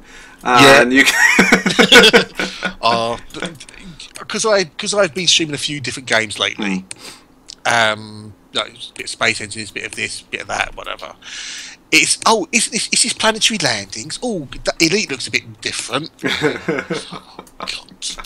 Please stop. Please don't say that. It's the joke is not funny anymore. Please stop. It's coming. It's coming. Well, I mean, saying that about the Ori view, I mean, it has not been ruled out. I mean, David did say David did say in his AMA that it's still on the list. They still want to do it. A lot of these things, like I said, it's like they really, really want to do some of these really cool features. Yeah. And I can imagine David's well keen on the Ori view because he loves the whole astronomy thing. So he would love a way of being able to view what's there and experience it, sort of thing. So it's not ruled out. It's just it's a matter of when.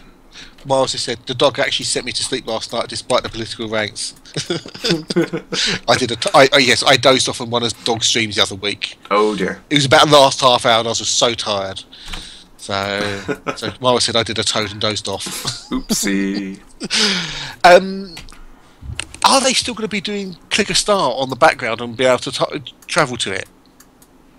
Oh yeah, see that was something that David mentioned a long time ago. I mean, he was really keen on it. I remember I spoke to him at E3 about it. He really liked the idea of just being able to point and shoot and go. Yeah.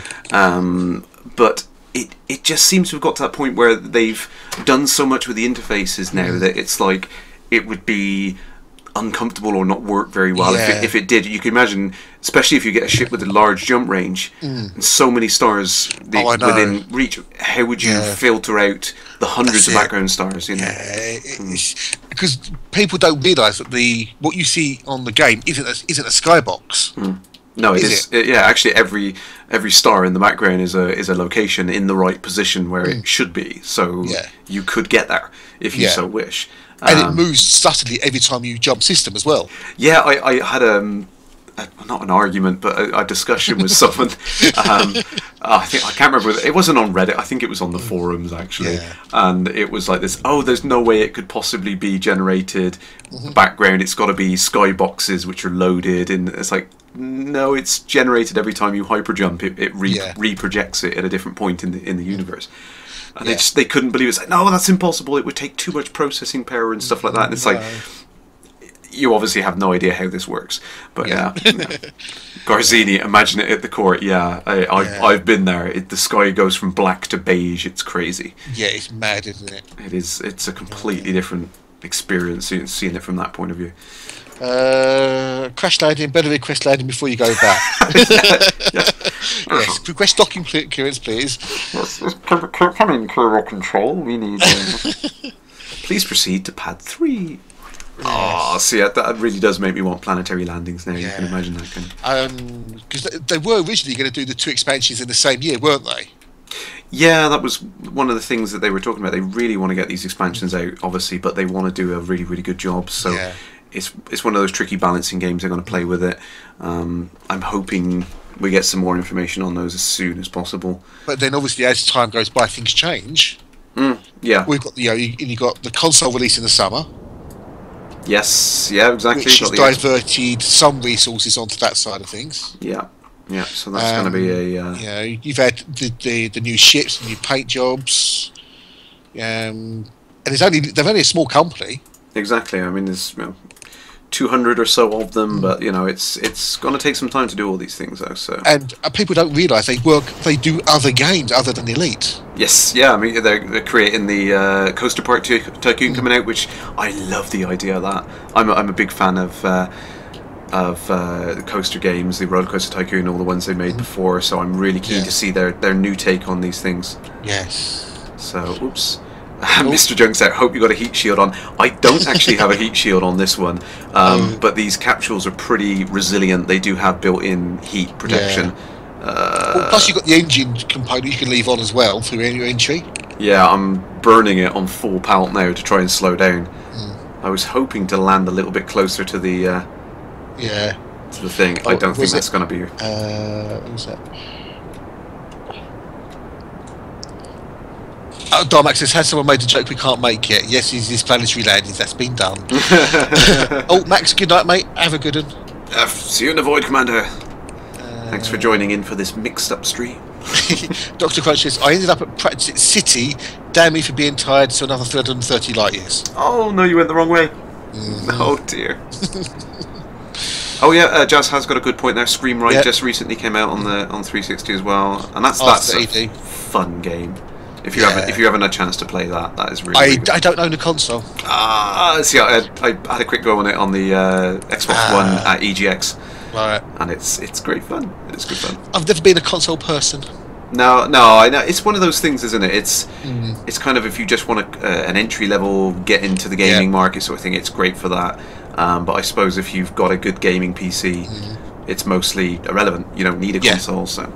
And the games are different on a console in a large, part because of the type of device they are. Yeah, absolutely. Yeah. There's no mouse and keyboard by default with a console. Yeah. It's just a gamepad, so it lends itself to a certain type of game. Yeah, exactly. So. Oh, there we go. No, Surface. I grew up on PCs. No, I should be a PC gamer for the rest of my life. Yeah, I think that's the way you've got to look at it, isn't it? Yeah. Aussie Sentinel says, I would like to be able to select objects from the system view, but that will take the get out of it. Well, that has been discussed, hasn't it? That's been announced. That will be in the Power Play update. Yeah. We will. It should be good. Yeah, I think it's definitely going to help because, I mean, particularly when you're exploring and you see that thing that looks like an Earth-like, that's the one you want to visit. Exactly. The number of times I've wanted it. Yeah. Felipe, good night. Oh. I'm off for Dwarf Dreamland. Right, see you later, Felipe. Have a good one. Next time at Practice Disc, I'm leaving a side of there too, Fireto. That place is most impossible to find. It is, yeah. I must head out that way, actually. I got about 30 meters to go. Am I going to die? Yeah, you'd be safe to dump it now. There we go. Yeah. Dunk it in the water. Lump. Bit of a splash. Yeah. Yay! I actually did it. I'm playing Kerbal properly. I'm not pissing around in sandbox mode, which is what I normally do. Just making crazy rockets. I do like some of the things you find on YouTube, though, where people make I know. crazy things, contraptions and stuff. There we go. And I start with a mechanical jeb at the top. Oh yeah. And I build 1.5 to 2 to 3 to 5. And KW Rocketry's got these awesome, massive engines with these blue flames that come out the bottom of them. And it's the old Saturn V rocket. Yeah. It's got those engines. Oh man. A 5-nozzle engine. Oh crikey. And the noise is like this vroom, as it launches. It's brilliant. Just don't have it up very loud or bass on because it will shake everything. Oh, God. Yeah, I've had, like I said, I made myself jump with this damn thing. Yeah. Like, oh, we've got a screenshot there. That's an Earthlight that's been found. Ooh. Excellent. Yeah. Okay, this planet has 5 moons. Maybe this is the one. Yeah, that's it. Yeah. So I'm tempted to actually go back and check the galaxy map since my trip because I've got a whole bunch of things which were firsts as well. So which was I wasn't expecting because I thought lots of people have gone in this direction towards the centre. I'm not going to get many firsts, but I still did. That's the thing, you only have to be 1 or 2 planets off. Yeah, and you get a complete different route, don't you? Yeah. That's it. Yeah. And Mara and myself, we went exploring in a wing a while back to test it. And we got a Joy Discovery. Oh, excellent! You did. Both get it. Yeah. Oh, right. I didn't think. The weird thing is, the wing after 3,000 light seconds, you stayed in the wing, but you just lost all wing attributes. Really? Yeah. Which wasn't an exploration problem. It was a wing issue that you still showed in the wing, but if I scanned something, it wouldn't appear for Mara and vice versa. Crikey. So, what's this? What are you laughing at? I saw a video a while back where someone flew a rocket straight down and caused the plane to vanish into thin air. Yeah. That's clever. Oh dear. Yeah, there are some glitches and things like that. I must admit, Yeah. I've seen some crazy things. Can Kerbal swim? Yes, I think they can. Yeah, they can get out and swim. Yeah, you can get them EVA, and then you can go out and do that. Did you see the SpaceX Crew Dragon test the other day? It went up like a firework rocket. What? Bang! Yeah, not ideal. Not ideal. No, but they're getting there. They are getting there. Let's use that rocket again. So I picked up another mission now. Right. I've got to rescue someone from near Kerbin orbit, and I haven't done this properly in a while. Aligning yourself and getting yourself set up for a rendezvous it's a bitch. I will outright admit that. So let's try and do this. Which is where MechJab comes in very, very handy. That's cheating. You've got to do it It's hard. not cheating. Mara said, but when we got back, as the data got turned in, it all sorted itself out. Yeah, so it was weird. It was weird that. Max is back. He says, just found this. I thought I'd leave it here. What is he trolling me with? Oh God, who's done that? Behave. The Emperor is watching. Oh dear. I've got to tweet that out. Yeah, I thought you would. I'm sure David would appreciate that. Yeah. Yes. God, he's not the Emperor. No, I know he's a whole level above that. You know, he can control everything. So you know. Yeah. Right, that's right. I do like the fact that they actually added female Kerbals in this update as well. Oh, don't go down that.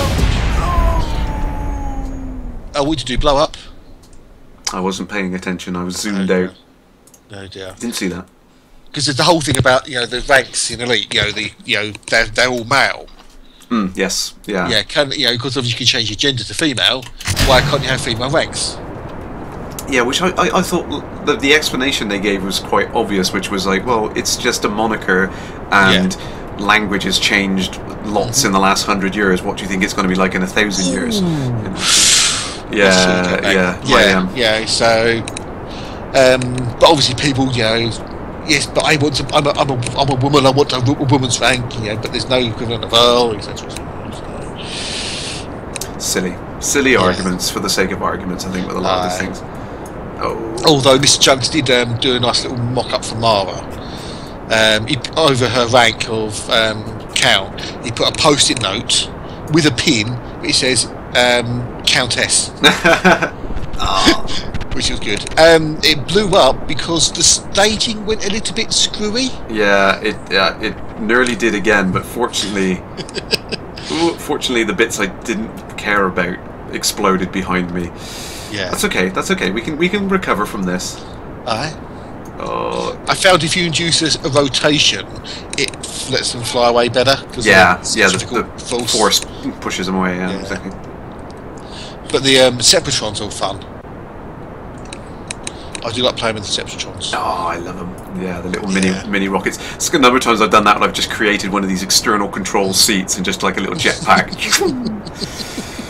Well, people have used the Separatrons as missiles on aircraft. Yeah, they work so well. This is really cool. Brilliant. Darksmack, why did it blow up? Yeah, it blew up because I should have rolled it over 90 degrees because it was going slightly at an angle, and when I separated these bits on the bottom here, the bottom one hit the studs it was coming off, so just a bad separation. I should have aligned it better. And I like the thing that if you do a roll and go away from the direction that the planet's rotating, you get into orbit more efficiently as well. Yeah. Which is what they do in real life at Cape Kennedy. Yeah, absolutely. Yeah. Except because he's not Scott Manley. I'm not that good. I'm not that good. Hello, Atomica. Oh, Atomica is here. Oh, that was his comment. I see now. Yeah. Not as good. See, that's the thing. When I first started playing Kerbal, I watched some of Scott Manley's videos. And I thought, this game looks great. I've got to buy it. Absolutely got to buy it. And then I realised that he makes the game look so damn easy.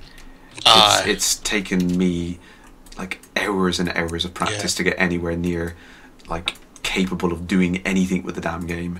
Max is off again. Oh, very well, Max. Thompson says he's been here for ages. Oh, He right. hasn't He's said anything. just lurking. Yeah, I know. Maybe he'd had a nap. But yeah, Scott Manley does make it look easy. Oh, it's frustrating, isn't it? You watch his videos, it's like, And he docks in space, and he does this, and you go, how do you do that? curses. Trust me, it's nowhere near as easy as he makes it look. No. Even with MechGem, it's still very hard to do things. See, I saw a really good mod actually, which is like another level of HAL on top of doing it. I like the ones that make it more of a challenge. Someone made a mod for it where you actually programmed the launch sequence like a set of instructions. Really? Yeah, so you had to set up a script, and the routines like at this altitude, deploy that, and blah blah blah, and all that kind of stuff. And I just love the idea of that. I thought that was brilliant. Yeah, such a great one. Stop doing it though. But no, it's painful. Right, let's try and get up I to think orbit. Sentinel's off as well. Oh, sorry guys. It's just waving to everybody. Ooh, right, there we go. Right, so I have caught up with him. Right, okay. Now I've got to remember how to do this. I'm going to catch him on the flip side, I think, but I need to... Oh god, this confuses me. Closest point at intercept. Next shadow base says Cos. Question mark? What? Cos? You mean KSP? That misspelled it badly. Right. Well, Atomica's around, so he spreads typitis.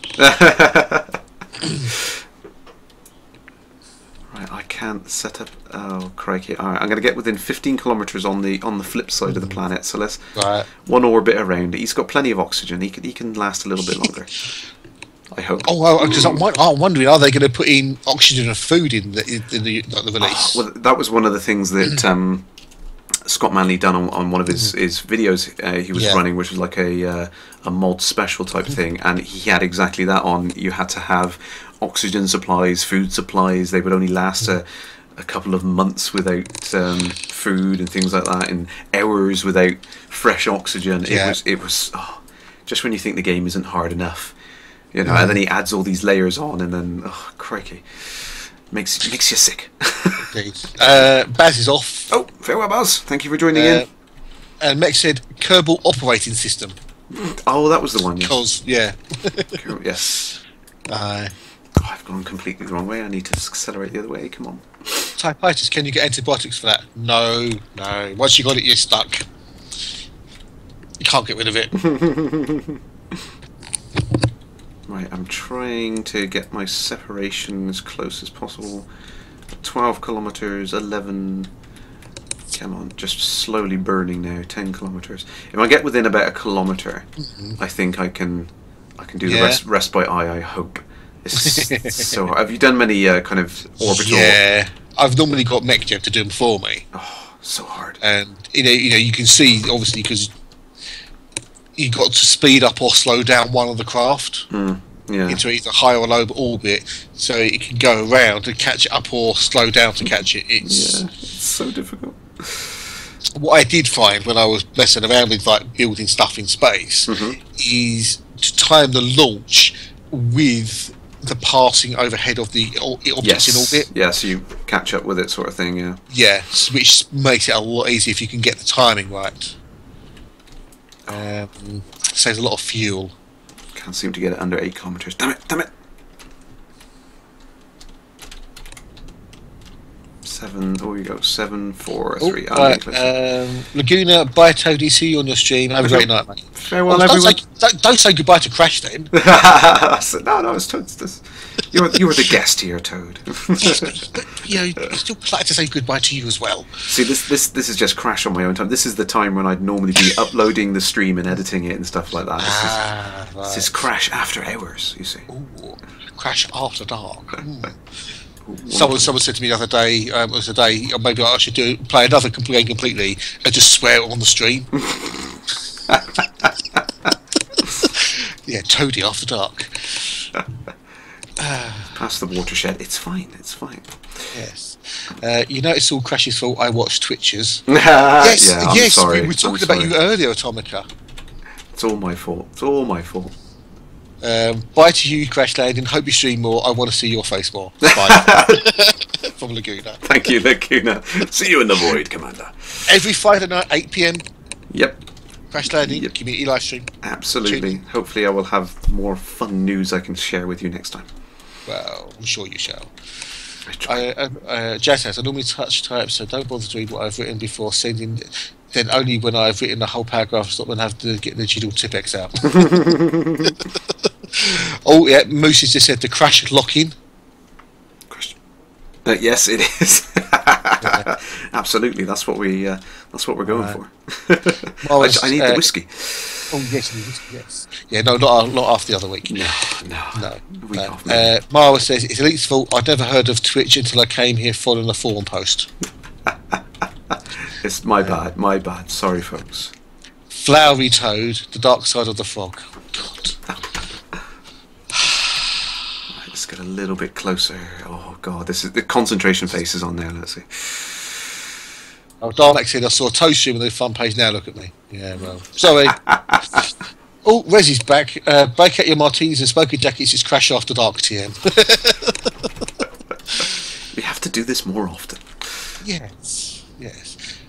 Talking about me, no wonder I didn't sleep so long earlier. Yes, we mentioned that you two know each other already, Atomica.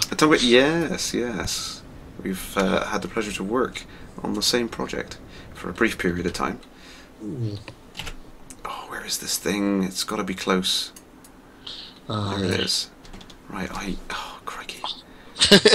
It's so annoying, isn't it? It's like I can see it. It's kilometers away. I'm traveling way too fast. It's gonna be. I think I'm gonna ditch this stage. Yeah, I'm gonna ditch this stage. I'm gonna use the little rocket. It's much more maneuverable. Quickly turn it around. I need to slow down. I'm gonna zip straight past it. Jess says, only because the wife has been storing the past 3 hours, I've streamed the whole broadcast on my big TV via Chromecast. Hey! Awesome. Crash on the big screen. Yes. Slow down. Oh, I've zipped past it. Come on. I'm going to be burning so much fuel just trying to catch up with it now.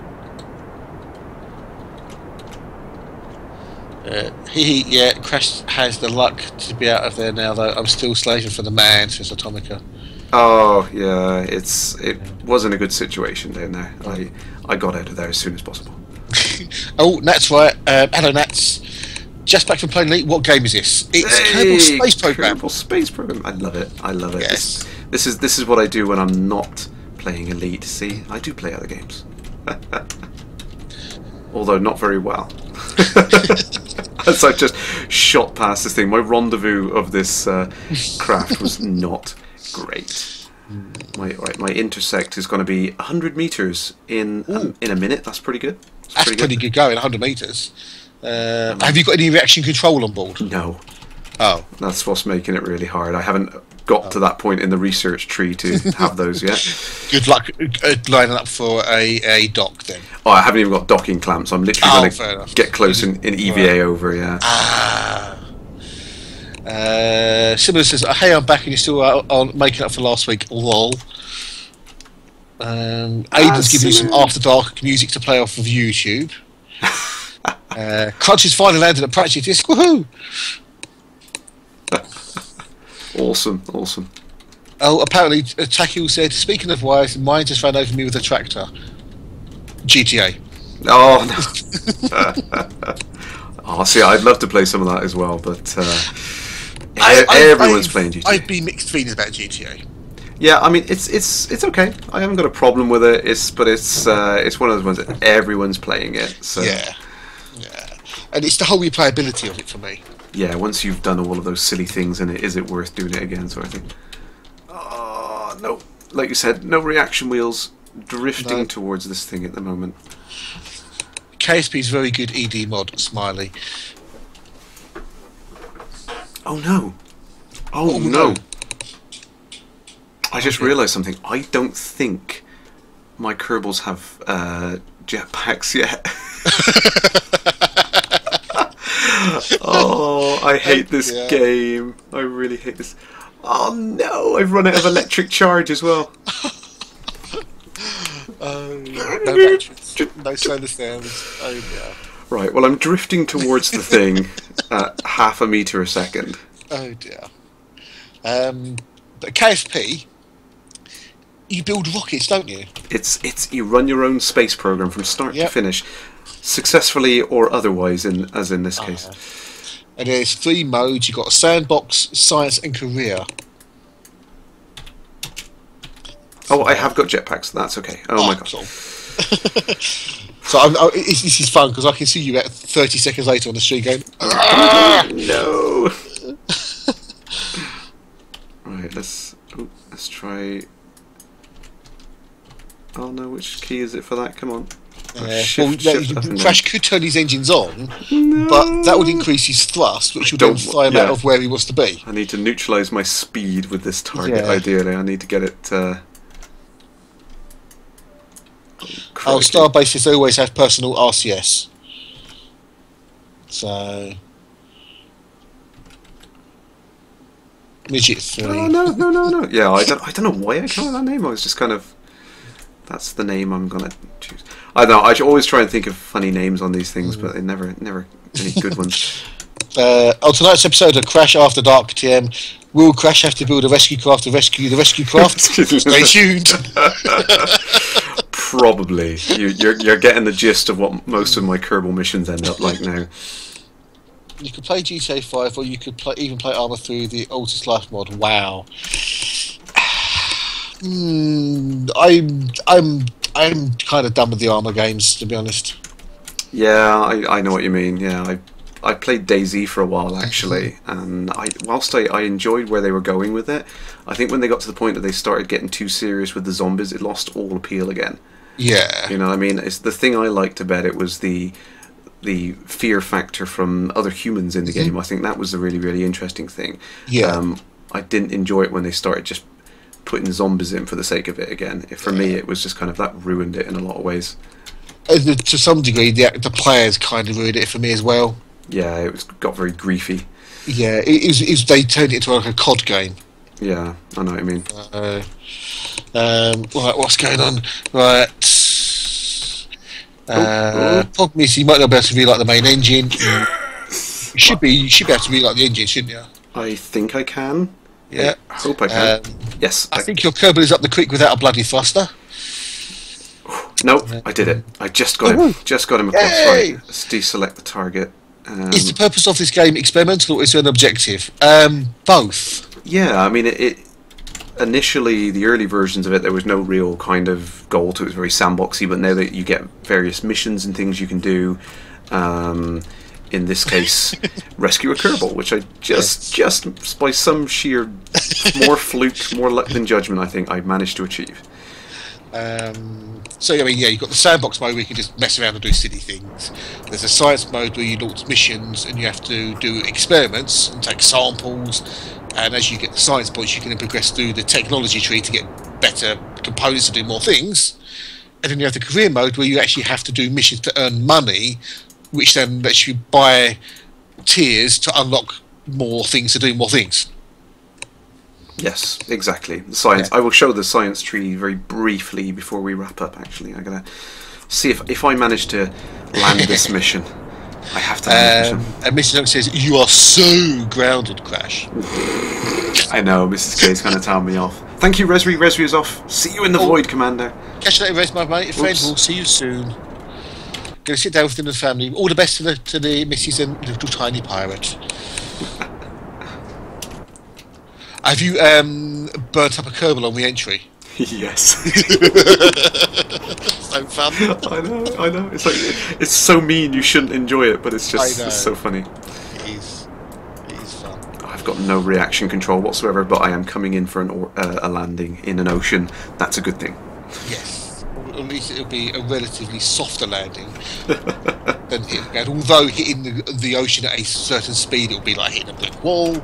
Yeah, I'm coming in at about 1,200 meters per second at the moment. So slow down. This is no worse than one of my docking challenges. So.